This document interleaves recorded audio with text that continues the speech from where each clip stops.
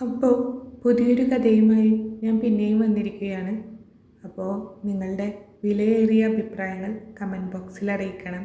അതേപോലെ വീഡിയോ ഒന്ന് ലൈക്ക് ചെയ്തേക്കാൻ മറന്നേക്കരുതേ. അപ്പോൾ കഥയിലേക്ക് കിടക്കാം. മോളെ, ഇത്രയും വലിയ സ്ഥാപനത്തിലാണോ ഇൻ്റർവ്യൂ? അല്പം ആശ്ചര്യത്തോടെയാണ് സാവിത്രി അത് ചോദിച്ചത്. മഹാലക്ഷ്മിയുടെ മുഖത്തുമുണ്ട് അതേ ആശ്ചര്യം. മോൾക്ക് പേടിയുണ്ടോ? സാവിത്രി അവളുടെ പരിഭ്രമം നിറഞ്ഞ മുഖം നോക്കിക്കൊണ്ട് ചോദിച്ചു. ഏയ് ഇല്ലമ്മ, എന്തായാലും ഇൻ്റർവ്യൂ അറ്റൻഡ് ചെയ്ത് നോക്കാം, അവൾ ഉള്ളിലെ ആശങ്ക മറച്ചു വെച്ചുകൊണ്ട് പറഞ്ഞു. എന്തായാലും മഹാലക്ഷ്മിക്ക് വേണ്ടി ചെറിയൊരു റെക്കമെൻഡേഷനും അവിടെ നടന്നിട്ടുണ്ട്. ലക്ഷ്മിയുടെ കൂടെ കോളേജിൽ കൂടെ ഉണ്ടായിരുന്ന അനാമിക ഇവിടെയാണ് വർക്ക് ചെയ്യുന്നത്. അവിടെ വഴിയാണ് ഇങ്ങനെ ഒരു ഒഴിവുള്ളത് മഹാലക്ഷ്മി അറിയുന്നത്. അമ്മയും ലക്ഷ്മിയും മാത്രം അടങ്ങുന്ന ഒരു കുടുംബമാണ് അവരുടെ.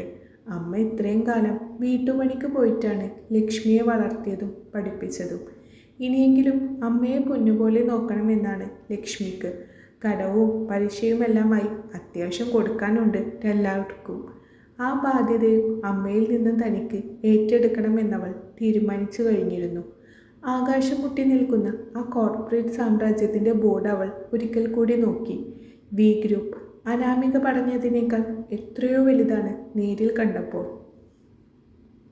അകത്തേക്ക് കയറിയപ്പോൾ തന്നെ ലക്ഷ്മിക്ക് ഒരു കാര്യം മനസ്സിലായി. ഇതൊരു വേറെ തന്നെ ലോകമാണ്. സെൻട്രലൈസ്ഡ് എയർ കണ്ടീഷണറിൻ്റെ തണുപ്പ് ചുറ്റും പടരുന്നുണ്ട്. ആളുകൾ ഫയലുകളും ലാപ്ടോപ്പുകളുമായി ഓടി നടക്കുന്നു. എല്ലാവരുടെയും മുഖത്ത് ഒരു തരം യാന്ത്രികമായ ഗൗരവമാണ്. ഫ്രണ്ട് ഡെസ്കിൽ ഇരുന്ന റിസപ്ഷനിസ്റ്റിനോട് കാര്യം പറഞ്ഞപ്പോൾ 5-ാം നിലയിലെ HR വിഭാഗത്തിലേക്ക് പോകാൻ അവർ നിർദ്ദേശിച്ചു. ലിഫ്റ്റിൽ കയറുമ്പോൾ ലക്ഷ്മി നെഞ്ചിൽ കൈവച്ച് ഈശ്വരനെ ധ്യാനിക്കുകയായിരുന്നു. ലിഫ്റ്റിൻ്റെ വാതിൽ തുറന്നതും അവളെ കാത്തു നിന്നതുപോലെ അനാമിക മുന്നിലേക്ക് വന്നു. ലക്ഷ്മിയെ കണ്ടതും അവൾ ഓടി വന്ന് കൈകളിൽ പിടിച്ചു. "ഡി ലക്ഷ്മി, നീ എത്തിയോ? ഞാൻ നിന്നെ നോക്കി നിൽക്കുകയായിരുന്നു, വാ." അനാമിക അവളെ ഒരു സൈഡിലേക്ക് മാറ്റി നിർത്തി. "അനു, എനിക്ക് നല്ല പേടിയുണ്ട്. കണ്ടിട്ട് വലിയ പാടായിരിക്കുമെന്ന് തോന്നുന്നു. എന്തൊരു ലോകമായി ഇവിടെ." ലക്ഷ്മി ശബ്ദം താഴ്ത്തിക്കൊണ്ട് പറഞ്ഞു. "പേടിക്കാതെ, നിന്റെ സർട്ടിഫിക്കറ്റ് യോഗ്യതയും ഒക്കെ ഓക്കെയാണ്. പിന്നെ ഞാൻ ഇവിടെ ഉള്ളത് കൊണ്ട് റെക്കമെൻഡേഷൻ ലിസ്റ്റിൽ നിന്റെ പേര് വന്നിട്ടുണ്ട്. പക്ഷെ ഒരൊറ്റ പ്രശ്നമേ ഉള്ളൂ." അനാമികയുടെ മുഖം പെട്ടെന്ന് മാറി. "എന്താടി?" ലക്ഷ്മി പരിഭ്രമത്തോടെ ചോദിച്ചു. "ഇവിടുത്തെ ബോസ് സിദ്ധാർത്ഥ് വർമ്മ ആളൊരു കണിശക്കാരനാണ്. ഈ കമ്പനിയിൽ ആര് കയറണമെന്ന് അന്തിമമായി തീരുമാനിക്കുന്നത് പുള്ളിയാണ്. ഒരു വിട്ടുവീഴ്ചയും ഇല്ലാത്ത ടൈപ്പാണ് അങ്ങേര്. ഇൻ്റർവ്യൂ ബോർഡിൽ പുള്ളിയും കാണും. ചോദ്യങ്ങൾക്ക് വളരെ കൃത്യമായി പേടിക്കാതെ മറുപടി പറയണം, ഓക്കെ?" അനു പറഞ്ഞപ്പോൾ ലക്ഷ്മി ഒന്ന് ഉമിനീരിറക്കിക്കൊണ്ട് തലയാട്ടി. സിദ്ധാർത്ഥ് വർമ്മ, ആ പേര് കേട്ടപ്പോൾ തന്നെ അവളുടെ ഉള്ളിൽ ഒരു ഭയം മുളപ്പൊട്ടി. കുറച്ചു സമയത്തെ കാത്തിരിപ്പിന് ശേഷം ലക്ഷ്മിയുടെ പേര് വിളിക്കപ്പെട്ടു. അവൾ ശ്വാസമടക്കി പിടിച്ച് ആ വലിയ കോൺഫറൻസ് റൂമിൻ്റെ ഗ്ലാസ് വാതിൽ തള്ളി തുറന്ന് അകത്തേക്ക് കയറി. വലിയൊരു റൗണ്ട് ടേബിളിന് ചുറ്റും 3-4 ഉദ്യോഗസ്ഥർ ഇരിക്കുന്നുണ്ട്. എന്നാൽ ലക്ഷ്മിയുടെ കണ്ണുകൾ ഉടക്കിയത് അവരുടെയൊക്കെ നടുവിലിരിക്കുന്ന ആ രൂപത്തിലാണ്. കടുനീല നിറത്തിലുള്ള കോട്ടും സൂട്ടും ധരിച്ച് തീക്ഷ്ണമായ കണ്ണുകളുള്ള ഒരു യുവാവ്. ലാപ്ടോപ്പിലേക്ക് നോക്കിക്കൊണ്ട് എന്തോ ആലോചിക്കുകയാണ് അയാൾ. ചുറ്റുമുള്ള അന്തരീക്ഷത്തിൽ പോലും അയാളുടെ അധികാരത്തിൻ്റെ ഒരു ഗാംഭീര്യം നിറഞ്ഞു നിൽക്കുന്നുണ്ടായിരുന്നു. അതാണ് Siddharth Varma. "May come in sir?" Lakshmi പതറാത്ത ശബ്ദത്തിൽ ചോദിക്കാൻ ശ്രമിച്ചു. മേശപ്പുറത്തിരുന്ന ലാപ്പിൽ നിന്നും സിദ്ധാർത്ഥ് പതിയെ തലയുയർത്തി. ആ കൂർത്ത നോട്ടം നേരെ ലക്ഷ്മിയുടെ മുഖത്തേക്കായിരുന്നു. അവളുടെ തനി നാട്ടിൻ പുറത്തെ വേഷവും മുഖത്തെ പരിഭ്രമവും അയാൾ ഒരു നിമിഷം കൊണ്ട് അളന്നെടുത്തു കഴിഞ്ഞിരുന്നു. "Yes, come in, sit down." വളരെ ഗൗരവമുള്ള ഗാംഭീര്യമുള്ള ശബ്ദത്തിൽ അയാൾ പറഞ്ഞു. ലക്ഷ്മി കസേരയിലേക്ക് ഇരുന്നു. അവളുടെ ഹൃദയമിടിപ്പ് അവൾക്ക് തന്നെ കേൾക്കാമായിരുന്നു. "സോൾ മഹാലക്ഷ്മി?" സിദ്ധാർത്ഥ് അവളുടെ CV-യിലേക്ക് നോക്കിക്കൊണ്ട് ചോദിച്ചു. "നിങ്ങളുടെ അക്കാദമിക് റെക്കോർഡ്സ് ഒക്കെ വളരെ നല്ലതാണ്. പക്ഷേ ഈ കോർപ്പറേറ്റ് ഫീൽഡിൽ നിങ്ങൾക്ക് മുൻപരിചയമൊന്നുമില്ല. പിന്നെ അനാമികയുടെ ഒരു ചെറിയ റെക്കമെൻഡേഷനും നിങ്ങൾക്കുണ്ട്." അയാൾ CV ടേബിളിലേക്ക് വെച്ചിട്ട് ലക്ഷ്മിയെ സൂക്ഷിച്ചൊന്ന് നോക്കി. "പക്ഷെ ഒരു കാര്യം ഓർക്കുക, ബി ഗ്രൂപ്പിൽ ആരുടെയും ശുപാർശ കണ്ട് ജോലി കൊടുക്കാറില്ല. ഇവിടെ ടാലൻറ്റും ഹാർഡ് വർക്കും മാത്രമാണ് പ്രധാനം. ഈ ജോലിക്ക് നിങ്ങൾ എങ്ങനെയാണ് യോഗ്യയാവുന്നത് എന്ന് എനിക്ക് ബോധ്യപ്പെടണം." ഒരു വെല്ലുവിളി പോലെയാണ് സിദ്ധാർത്ഥ് അത് ചോദിച്ചത്. ആ ചോദ്യം കേട്ടതും ലക്ഷ്മിയുടെ ഉള്ളിലേക്ക് തൻ്റെ അമ്മയുടെ മുഖവും വീട്ടിലെ കടബാധ്യതകളും ഇരച്ചു കയറി. തോറ്റുകൊടുക്കാൻ അവൾ തയ്യാറല്ലായിരുന്നു. ലക്ഷ്മി നേരെ സിദ്ധാർത്ഥിൻ്റെ കണ്ണുകളിലേക്ക് നോക്കി. കഴിയും സർ. പരിചയക്കുറവ് എൻ്റെ പോരായ്മയല്ല. ഏത് വലിയ കാര്യവും പെട്ടെന്ന് പഠിച്ചെടുക്കാനുള്ള കഴിവും ആത്മാർത്ഥതയും എനിക്കുണ്ട്. എനിക്ക് ഈ ജോലി ആവശ്യമാണ്. അത് ഞാൻ ഭംഗിയായി ചെയ്യുകയും ചെയ്യും. അവളുടെ പെട്ടെന്നുള്ള മറുപടിയും കണ്ണുകളിൽ ആത്മവിശ്വാസവും കണ്ട് സിദ്ധാർത്ഥിൻ്റെ മുഖത്ത് വളരെ നേരിയ, മറ്റാർക്കും മനസ്സിലാവാത്ത ഒരു ഭാവം മിന്നി മറഞ്ഞു. അവൻ കസേരയിലേക്ക് അല്പം ചാരിയിരുന്നു. Good, let's see. പിന്നീട് അങ്ങോട്ട് സിദ്ധാർത്ഥ് വർമ്മ ചോദ്യങ്ങൾ കൊണ്ട് അവളെ മൂടുകയായിരുന്നു. തന്നാൽ കഴിയും വിധം അവൾ എല്ലാത്തിനും ഉത്തരവും കൊടുത്തു കഴിഞ്ഞിരുന്നു. പിറ്റേന്ന് തന്നെ ലക്ഷ്മിക്ക് അവിടെ ജോയിൻ ചെയ്യാൻ സാധിച്ചിരുന്നു. അന്നത്തെ ദിവസം അവളുടെ ഉള്ളിലുണ്ടായിരുന്ന ചെറിയൊരാശങ്ക ഒരു കൊടുങ്കാറ്റായി മാറിയിരുന്നു. ആ വലിയ ഗ്ലാസ് വാതിൽ തള്ളി തുറന്ന് ലക്ഷ്മി അകത്തേക്ക് നടന്നു. കണ്ണഞ്ചിപ്പിക്കുന്ന പ്രകാശമുള്ള ഒരു നീളൻ ഇടനാഴി, അതിൻ്റെ ഇരുവശങ്ങളിലും ഗ്ലാസ് ക്യാബിനുകൾ. ഓരോ ക്യാബിനകത്തും കമ്പ്യൂട്ടർ സ്ക്രീനുകളിലേക്ക് കണ്ണു നട്ടിരിക്കുന്ന മനുഷ്യർ. ചിലർ ഫോണിലൂടെ വളരെ ദേഷ്യത്തിൽ സംസാരിക്കുന്നു. മറ്റു ചിലർ ഫയലുകൾ മേശപ്പുറത്തേക്ക് വലിച്ചെറിയുന്നു. ആ അന്തരീക്ഷത്തിന് മൊത്തത്തിൽ ഒരു വല്ലാത്ത കടുപ്പമുണ്ടായിരുന്നു. സ്നേഹത്തോടെയോ ഒരു സൗഹൃദഭാവത്തോടെയോ നോക്കാൻ അവിടെ ആരും ഉണ്ടായിരുന്നില്ല. ലക്ഷ്മി മെല്ലെ നടന്നു. ആ ഇടനാഴിയിലൂടെ നടക്കുമ്പോൾ അവൾക്ക് ശ്വാസം മുട്ടുന്നത് പോലെ അടക്കം തോന്നി. അവിടെയുള്ള എയർ കണ്ടീഷണറിൻ്റെ അമിതമായ തണുപ്പ് അവളുടെ തൊണ്ടയെ വരണ്ടതാക്കി മാറ്റി. ശ്വാസമെടുക്കാൻ അവൾ ബുദ്ധിമുട്ടി. എല്ലാവരും ഒരേ വസ്ത്രധാരണ രീതിയിൽ, ഒരേ ഭാവത്തിൽ, മനുഷ്യർക്ക് പകരം യന്ത്രങ്ങൾ നടക്കുന്നത് പോലെയാണ് ലക്ഷ്മിക്ക് തോന്നിയത്. ഒരു നിമിഷം അവൾ തൻ്റെ അമ്മയെ പറ്റി ഓർത്തു.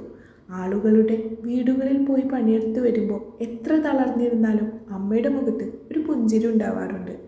സ്നേഹമുള്ള മനുഷ്യരുടെ ലോകത്ത് നിന്നാണ് ലക്ഷ്മി ഇപ്പോൾ ഈ കോർപ്പറേറ്റ് ലോകത്തേക്ക് വന്നിരിക്കുന്നത്. ചുറ്റും വില കൂടിയ പെർഫ്യൂമുകളുടെ കൃത്രിമ സുഗന്ധം മാത്രം. പക്ഷേ മനുഷ്യത്വത്തിൻ്റെ ഒരു തരിമ്പ് പോലും ലക്ഷ്മിക്ക് അവിടെ നിന്ന് അനുഭവപ്പെട്ടില്ല. പരസ്പരം കാണുമ്പോൾ ഒരു പുഞ്ചിരിയെങ്കിലും സമ്മാനിക്കുന്നത് ലക്ഷ്മിയുടെ നാട്ടിലെ ശീലമാണ്. എന്നാൽ ഇവിടെ അതല്ല അവസ്ഥ. ലക്ഷ്മി അടുത്തുള്ള പെൺകുട്ടിയെ നോക്കി ഒന്ന് പതറി ചിരിച്ചെങ്കിലും ആ പെൺകുട്ടി വളരെ പുച്ഛത്തോടെ അവളൊന്ന് നോക്കി തിരിഞ്ഞ് തൻ്റെ ഐപാഡിലേക്ക് തന്നെ ശ്രദ്ധ കേന്ദ്രീകരിച്ചു.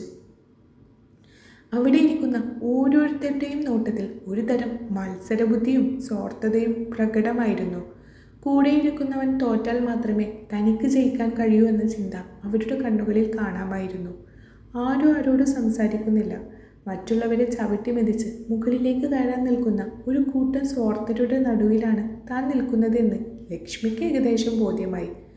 അപ്പോഴാണ് ഒരു ജീവനക്കാരൻ അവിടെ ഉണ്ടായിരുന്ന കോഫി മെഷീൻ്റെ അരികിലേക്ക് വന്നത്. അയാൾ ഫോണിൽ ആരോടും വളരെ ക്രൂരമായ ഭാഷയിലാണ് സംസാരിക്കുന്നത്. അവൻ പെർഫോം ചെയ്തില്ലെങ്കിൽ നാളെ തന്നെ അവനെ ടെർമിനേറ്റ് ചെയ്യും. നമുക്കിവിടെ റിസൾട്ട് വേണം. വികാരങ്ങൾക്ക് ഈ കമ്പനിയിൽ സ്ഥാനമില്ല. ആ വാക്കുകൾ ലക്ഷ്മിയുടെ കാതുകളിൽ വന്ന് പതിച്ചപ്പോൾ അവളുടെ ഉള്ളിൽ ഒരു പിടച്ചിലുണ്ടായി. വികാരങ്ങൾക്ക് സ്ഥാനമില്ലാത്ത ഇടം. അങ്ങനെയെങ്കിൽ അമ്മയെ നോക്കാൻ വേണ്ടി, കടങ്ങൾ വീട്ടാൻ വേണ്ടി ജോലി ആഗ്രഹിക്കുന്ന തൻ്റെ വികാരങ്ങൾക്ക് ഇവിടെ വിലയുണ്ടാവുമോ? ലക്ഷ്മി തൻ്റെ ഫയലിലേക്ക് നോക്കി. എത്ര കഷ്ടപ്പെട്ടാണ് അമ്മ തന്നെ ഡിഗ്രി വരെ പഠിപ്പിച്ചത്. തൻ്റെ കയ്യിലുള്ള ഈ സർട്ടിഫിക്കറ്റുകൾക്ക് പുറകിൽ അമ്മയുടെ കണ്ണീരും വിയർപ്പുമുണ്ട്. പക്ഷേ ഈ വലിയ സാമ്രാജ്യത്തിന് അതൊന്നും അറിയേണ്ടതില്ല. അവർക്ക് വേണ്ടത് ലാഭം മാത്രം തരുന്ന യന്ത്രങ്ങളെയാണ്. അന്തരീക്ഷത്തിലെ സ്വാർത്ഥതയുടെ ആഴം കൂടുന്തോറും ലക്ഷ്മിക്ക് വല്ലാത്ത അസ്വസ്ഥത തോന്നി തുടങ്ങി. ചുറ്റുമുള്ള ചുവരുകൾ തന്നെ വന്ന് അമർത്തുന്ന പോലെ ആ വലിയ ഗ്ലാസ് ജാലങ്ങൾക്ക് പുറത്ത് ആകാശം കാണാമെങ്കിലും അകത്തിരിക്കുന്ന തനിക്ക് ശ്വാസം മുട്ടുകയാണെന്ന് അവൾക്ക് തോന്നി. അവിടെയുള്ള ആളുകളുടെ കണ്ണുകളിൽ തണുപ്പും ഭാവമില്ലായ്മയും അവളെ ഭയപ്പെടുത്തി. ആർക്കും ആരോടും ഒരു തരത്തിലുള്ള സഹതാപവുമില്ല. ആരെങ്കിലും ഒരാൾ വീണുപോയാൽ തിരിഞ്ഞു നോക്കാൻ പോലും ആർക്കും സമയമില്ല. എല്ലാവരും സമയത്തോട് മത്സരിച്ചോടുകയാണ്. ലക്ഷ്മിയുടെ മനസ്സിലേക്ക് വീണ്ടും കടക്കാരെക്കുറിച്ചുള്ള ഓർമ്മകൾ വന്നു. പലിശക്കാരൻ രാഘവൻ നായർ വീട്ടിൽ വന്ന് അമ്മയോട് ദേഷ്യപ്പെടുന്നത് അവൾ ഓർത്തുപോയി. എനിക്ക് ഈ ജോലി വേണം. ഈ അന്തരീക്ഷം എത്ര ശ്വാസം മുട്ടിക്കുന്നതാണെങ്കിലും, ഇവിടുത്തെ മനുഷ്യർ എത്ര സ്വാർത്ഥരാണെങ്കിലും എനിക്ക് പിടിച്ചു നിന്നേ പറ്റൂ. എൻ്റെ അമ്മയ്ക്ക് വേണ്ടിയാണിത്, അവൾ മനസ്സിൽ ഉറപ്പിച്ചു കഴിഞ്ഞിരുന്നു. അവൾ അകത്തേക്ക് കയറുമ്പോൾ ഉള്ളിലെ ശ്വാസം മുട്ടൽ ഒതുക്കി ഒരു കൃത്രിമ പുഞ്ചിരി മുഖത്ത് വരുത്താൻ അവൾ പരമാവധി ശ്രമിക്കുന്നുണ്ടായിരുന്നു. ലക്ഷ്മിയുടെ ഉള്ളിൽ ആത്മവിശ്വാസവും ആശങ്കയും ഒരേ സമയം പോരാടിക്കൊണ്ടിരുന്നു. എങ്കിലും തൻ്റെ അമ്മയുടെ മുഖവും വീട്ടിലെ അവസ്ഥയും ഓർക്കുമ്പോൾ അവൾക്ക് മുന്നോട്ട് നടക്കാതിരിക്കാൻ കഴിയില്ലായിരുന്നു. മറ്റുള്ളവരുടെ പുച്ഛം നിറഞ്ഞ നോട്ടങ്ങളെയും ആ കോർപ്പറേറ്റ് ലോകത്തിൻ്റെ യാന്ത്രികതയും അവൾ മനഃപൂർവ്വം അവഗണിച്ചു വിട്ടു. സീനിയർ ഓഫീസർ കാണിച്ചു തന്ന് തൻ്റെ ഡെസ്കിലേക്ക് അവൾ നടന്നു. ടേബിളിൽ ഇരിക്കുന്ന കമ്പ്യൂട്ടർ സ്ക്രീനിലേക്ക് നോക്കുമ്പോൾ ഉള്ളിൽ നേരിയൊരു ഭയം തോന്നിയെങ്കിലും ലക്ഷ്മി ദീർഘമായി ഒന്ന് ശ്വാസമെടുത്തു. എനിക്ക് പറ്റും എന്നവൾ സ്വയം മന്ത്രിച്ചു. അടുത്ത കുറച്ച് ദിവസങ്ങൾ ലക്ഷ്മിയെ സംബന്ധിച്ച് കഠിനമായിരുന്നു. കോർപ്പറേറ്റ് ലോകത്തിൻ്റെ പുതിയ സോഫ്റ്റ്വെയറുകളും ഫയലിംഗ് രീതികളും അവൾക്ക് തികച്ചും അപരിചിതമായിരുന്നു. എങ്കിലും മറ്റുള്ളവരുടെ സഹായം പ്രതീക്ഷിക്കാതെ രാത്രി വൈകിയും ഇരുന്നവൾ കാര്യങ്ങൾ പഠിച്ചെടുത്തു. അനാമിക പലപ്പോഴും വന്ന് കാര്യങ്ങൾ തിരക്കുമെങ്കിലും സ്വന്തം ജോലിത്തിരക്കുകൾ കാരണം അവൾക്കും അധിക സമയം ലക്ഷ്മിക്കൊപ്പം ചിലവഴിക്കാൻ കഴിഞ്ഞിരുന്നില്ല. എല്ലാവരും ലഞ്ച് ബ്രേക്കിന് പോകുമ്പോഴും കൃത്യസമയത്ത് ജോലി തീർക്കാനായി ലക്ഷ്മി സീറ്റിൽ തന്നെ തുടരുമായിരുന്നു. അവളുടെ ഈ ആത്മാർത്ഥതയും കഠിനാധ്വാനവും മറ്റ് ജീവനക്കാർക്കിടയിൽ ചെറിയൊരു ചർച്ചാ വിഷയമായി മാറി. ഒരു തിങ്കളാഴ്ച രാവിലെ ലക്ഷ്മി തൻ്റെ ഫയലുകൾ പരിശോധിച്ചു കൊണ്ടിരിക്കുമ്പോഴാണ് മാനേജർ അവളുടെ അടുത്തേക്ക് വന്നത്. ലക്ഷ്മി, MD സാർ നിങ്ങളെ ക്യാബിനിലേക്ക് വിളിക്കുന്നുണ്ട്. റിപ്പോർട്ടുമായി ഉടൻ ചെല്ലാൻ പറഞ്ഞു. മാനേജറുടെ വാക്കുകൾ കേട്ടതും ലക്ഷ്മിയുടെ കൈകൾ ഒന്ന് വിറച്ചു. സിദ്ധാർത്ഥ് വർമ്മ. ഇൻ്റർവ്യൂവിന് ശേഷം പിന്നീട് അവളെങ്ങും അയാളെ നേരിട്ട് കണ്ടിട്ടില്ല. ആ ഗാംഭീര്യമുള്ള രൂപം ഇപ്പോഴും അവളുടെ ഉള്ളിൽ ഭയം നിറക്കുന്ന ഒന്നായിരുന്നു. ലക്ഷ്മി റിപ്പോർട്ടുകൾ കയ്യിലെടുത്ത് ഹൃദയമിടിപ്പിൻ്റെ താളം നിയന്ത്രിക്കാൻ ശ്രമിച്ചുകൊണ്ട് ടോപ്പ് ഫ്ലോറിലുള്ള MDയുടെ ക്യാബിനിലേക്ക് നടന്നു. MD സിദ്ധാർത്ഥ് വർമ്മ എന്ന സ്വർണ്ണലിപികളിൽ എഴുതിയ ആ വലിയ വാതിലിന് മുന്നിൽ അവൾ നിന്നു. പതിയെ വാതിൽ മുട്ടി. കമിൻ. അകത്തു നിന്നും ആ ഗാംഭീര്യമുള്ള ശബ്ദം കേട്ടു. ലക്ഷ്മി വാതിൽ തള്ളി തുറന്ന് അകത്തേക്ക് പ്രവേശിച്ചു. വിശാലമായ മുറിയുടെ ഒരറ്റത്ത് വലിയൊരു ഗ്ലാസ് വിൻഡോക്ക് അഭിമുഖമായി സിദ്ധാർത്ഥ് നിൽപ്പുണ്ടായിരുന്നു. നഗരത്തിൻ്റെ ഭംഗിയിലേക്ക് നോക്കി നിൽക്കുകയാണ് അയാൾ. ലക്ഷ്മിയുടെ കാൽപെരുമാറ്റം കേട്ട് പതിയെ അയാൾ തിരിഞ്ഞു നോക്കി. അതേ കണിശതയുള്ള കണ്ണുകൾ, അതേ ഗൗരവം നിറഞ്ഞ മുഖഭാവം. നീല ഷർട്ടും കറുത്ത പാൻസും ധരിച്ച അയാൾ ഇൻ്റർവ്യൂ ദിവസത്തേക്കാൾ കൂടുതൽ ഗാംഭീര്യമുള്ളവനായി തോന്നിപ്പിച്ചു. Good morning sir. സാർ വിളിച്ചിരുന്നു എന്ന് പറഞ്ഞു. അവൾ ഫയലുകൾ നെഞ്ചോട് ചേർത്ത് പിടിച്ചുകൊണ്ട് വിനയത്തോടെ പറഞ്ഞു. സിദ്ധാർത്ഥ് ഒന്നും മിണ്ടാതെ നടന്നു വന്ന് തൻ്റെ വലിയ കസേരയിലേക്ക് ഇരുന്നു. എന്നിട്ട് മേശപ്പുറത്തിരുന്ന പേന വിരലുകൾക്കിടയിലിട്ട് തിരിച്ചുകൊണ്ട് ലക്ഷ്മി ഒന്ന് സൂക്ഷിച്ചു നോക്കി. ഇരിക്കൂ ലക്ഷ്മി. അയാൾ തൻ്റെ മുന്നിലുള്ള കസേരയിലേക്ക് കൈ ചൂണ്ടി. ലക്ഷ്മി പേടിയോടെ കസേരയുടെ അരികിലേക്ക് ഒതുങ്ങിയിരുന്നു. ജോയിൻ ചെയ്തിട്ട് 2 ആഴ്ചയാകുന്നല്ലേ ഉള്ളൂ ലക്ഷ്മി. എങ്ങനെയുണ്ട് ബി ഗ്രൂപ്പിൻ്റെ അന്തരീക്ഷം? പൊരുത്തപ്പെടാൻ കഴിയുന്നുണ്ടോ? സിദ്ധാർത്ഥിൻ്റെ ചോദ്യത്തിൽ ഒരു മേലുദ്യോഗസ്ഥൻ്റെ കണിശത മാത്രമാണ് ഉണ്ടായിരുന്നത്. അതെ സാർ, കുറച്ച് ബുദ്ധിമുട്ടുകളുണ്ടെങ്കിലും ഞാൻ പഠിച്ചെടുക്കുന്നുണ്ട്. പരമാവധി നന്നായി ചെയ്യാൻ ശ്രമിക്കുന്നുണ്ട്. ലക്ഷ്മി ഒട്ടും പതറാതെ മറുപടി നൽകി. സിദ്ധാർത്ഥ് മേശപ്പുറത്തിരുന്ന ഒരു വലിയ ഫയൽ അവൾക്ക് നേരെ നീക്കി. ഇന്ന് തന്നെ പഠിച്ചു തീർക്കേണ്ട ഡാറ്റയാണിത്. വൈകുന്നേരം 5 മണിക്ക് മുമ്പ് ഇതിൻ്റെ ഒരു കംപ്ലീറ്റ് അനാലിസിസ് റിപ്പോർട്ട് എൻ്റെ ടേബിളിൽ വേണം. All the best. അത്രയും പറഞ്ഞുകൊണ്ട് അയാൾ വീണ്ടും തൻ്റെ ലാപ്ടോപ്പിലേക്ക് ശ്രദ്ധ തിരിച്ചു. ലക്ഷ്മി ആ ഫയലിലേക്ക് നോക്കി. അതിൻ്റെ വലിപ്പം കണ്ടപ്പോൾ തന്നെ അവൾക്ക് തല കറങ്ങുന്നത് പോലെ തോന്നി. ഈ വർക്ക് ഞാൻ പുതിയതല്ലേ സാർ? ലക്ഷ്മി അറിയാതെ പറഞ്ഞുപോയി. സിദ്ധാർത്ഥിൻ്റെ കണ്ണുകൾ പെട്ടെന്നൊന്ന് കൂർത്തു. അവൻ മുന്നോട്ടൽപ്പം ആഞ്ഞിരുന്നു. ലക്ഷ്മി, ബി ഗ്രൂപ്പിൽ പുതിയത് പഴയത് എന്ന വ്യത്യാസമില്ല.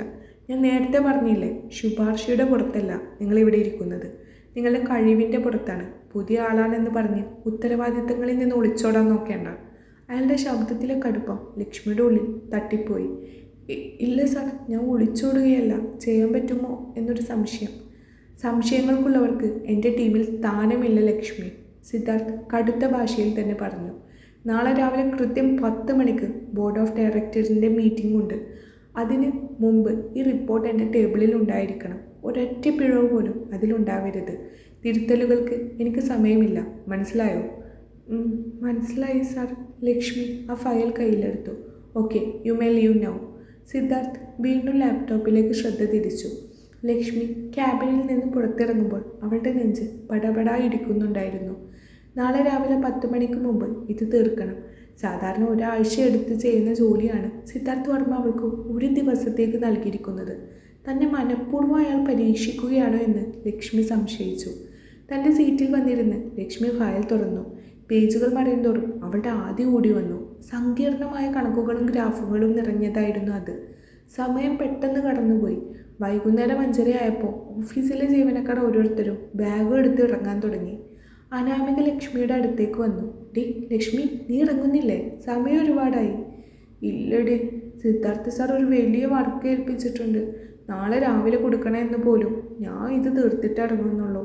ലക്ഷ്മി ഫയലിൽ നിന്ന് കണ്ണെടുക്കാതെ തന്നെ പറഞ്ഞു. അയ്യോ, അങ്ങേരുടെ കയ്യിൽ തന്നെയാണോ നീ ചെന്ന് പെട്ടത്? പുള്ളി ഭയങ്കര സ്ട്രിക്റ്റാണ്. നോക്കി ചെയ്യും കേട്ടോ. ഞാൻ ഇറങ്ങുക. അനാമിക സഹതാപത്തോടെ നോക്കിക്കൊണ്ട് യാത്ര പറഞ്ഞു. ഓഫീസിലെ ലൈറ്റുകൾ ഓരോന്നായി അണഞ്ഞു. സെക്യൂരിറ്റി ജീവനക്കാരും ഫ്ലോർ ക്ലീനർമാരും മാത്രമായി ചുറ്റും. എയർ കണ്ടീഷണറിൻ്റെ നേരിയ ശബ്ദം മാത്രം ആ വലിയ ഹാളിൽ മുഴങ്ങിക്കേട്ടു. ലക്ഷ്മിയുടെ കണ്ണുകൾ നിറയാൻ തുടങ്ങി. വിശപ്പും തളർച്ചയും അവളെ അലട്ടുന്നുണ്ടായിരുന്നു. ഫോണിൽ നോക്കിയപ്പോൾ അമ്മയുടെ 3 മിസ്ഡ് കോൾ. അവൾ വേഗം അമ്മയെ തിരിച്ചു വിളിച്ചു.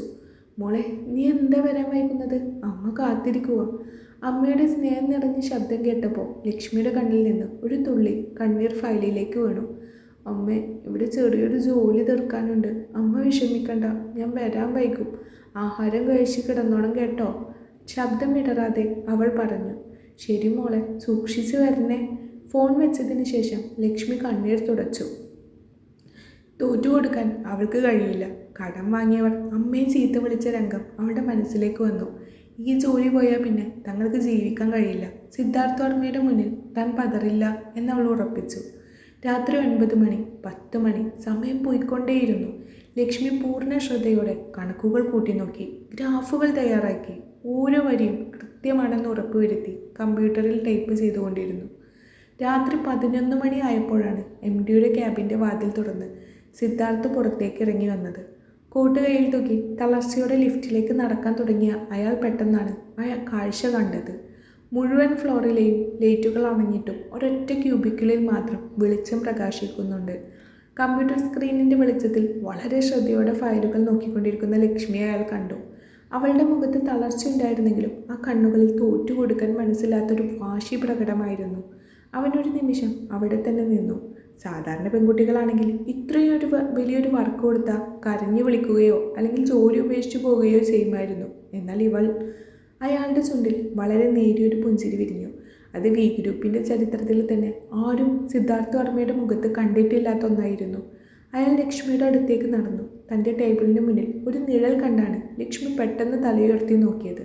സിദ്ധാർത്ഥനെ കണ്ടതും അവൾ പരിഭ്രമത്തോടെ എഴുന്നേറ്റ് നിന്നു. സാർ, ഞാൻ റിപ്പോർട്ട് തീരാറായി സാർ, ഒരു അരമണിക്കൂർ കൂടി, അവൾ പേടിയോടെ പറഞ്ഞു. സിദ്ധാർത്ഥ് തൻ്റെ വാച്ചിലേക്ക് നോക്കി. സമയം 11 മണി കഴിഞ്ഞു ലക്ഷ്മി. താൻ ഇതുവരെ വീട്ടിൽ പോയില്ലേ?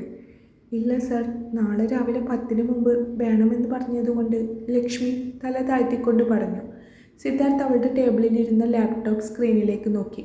അവൾ തയ്യാറാക്കിയ റിപ്പോർട്ടുകൾ വളരെ കൃത്യവും മനോഹരവുമായിരുന്നു. ഒരു പരിചയസമ്പന്നനായ മാനേജർ ചെയ്യുന്നതിനേക്കാൾ ഭംഗിയായി അവൾ അത് ചെയ്തിരുന്നു. നോട്ട് ബാഡ്, സിദ്ധാർത്ഥ് പറഞ്ഞു. ബാക്കി നാളെ രാവിലെ തീർത്താൽ മതി. ഇപ്പോൾ വീട്ടിൽ പോകാൻ നോക്കൂ. പക്ഷേ സാർ, ഇതൊരു ഓർഡറാണ് ലക്ഷ്മി. ഇത്രയും വൈകി ഒരു പെൺകുട്ടി ഓഫീസിൽ ഇരിക്കുന്നത് ശരിയല്ല, സിദ്ധാർത്ഥ് ഗൗരവത്തോടെ പറഞ്ഞ് തിരിഞ്ഞു നടന്നു. അയാളുടെ മനസ്സിൽ ആ പെൺകുട്ടിയുടെ മുഖമായിരുന്നു. വലിയ വലിയ ഡിഗ്രികളും അഹങ്കാരമായി വരുന്ന പലരും വി ഗ്രൂപ്പിൻ്റെ കണിശതയ്ക്ക് മുന്നിൽ മുട്ടുമടക്കി ഓടുന്നത് സിദ്ധാർത്ഥ് കണ്ടിട്ടുണ്ട്. എന്നാൽ നാട്ടിൻപുറത്തിൻ്റെ നിഷ്കളങ്കതയുമായി വന്ന് വെല്ലുവിളികളെ വാശിയോടെ നേരിടുന്ന മഹാലക്ഷ്മി അവരിൽ നിന്നെല്ലാം വ്യത്യസ്തയാണെന്ന് അയാൾക്ക് തോന്നി തുടങ്ങിയിരുന്നു. ഓഫീസിൽ നിന്ന് കാർ ഇറങ്ങി വീട്ടിലേക്ക് പോകുന്ന വഴിയിലുടനീളം ലക്ഷ്മിയുടെ മനസ്സിൽ സിദ്ധാർത്ഥിൻ്റെ അവസാനത്തെ നോട്ടമായിരുന്നു. കണിശക്കാരനായ ബോസിൻ്റെ ഉള്ളിലും എവിടെയോ ഒരു മനുഷ്യനുണ്ട് എന്നവൾക്ക് മനസ്സിലായ നിമിഷം. എങ്കിലും നാളത്തെ ബോർഡ് മീറ്റിങ്ങിന് മുമ്പ് ഈ റിപ്പോർട്ട് പൂർണ്ണമായും തീർക്കണം എന്ന ചിന്ത അവളിലെ ഭയത്തേക്കാൾ വലിയ ഉത്തരവാദിത്തമായി വളർന്നു. പിറ്റേന്ന് രാവിലെ 9 മണിക്ക് തന്നെ ലക്ഷ്മി ഓഫീസിലെത്തിയിരുന്നു. തലേ ദിവസം രാത്രി ബാക്കി വെച്ച ചില ചെറിയ തിരുത്തലുകൾ കൂടി അവൾ ലാപ്ടോപ്പിൽ വേഗത്തിൽ ചെയ്തു.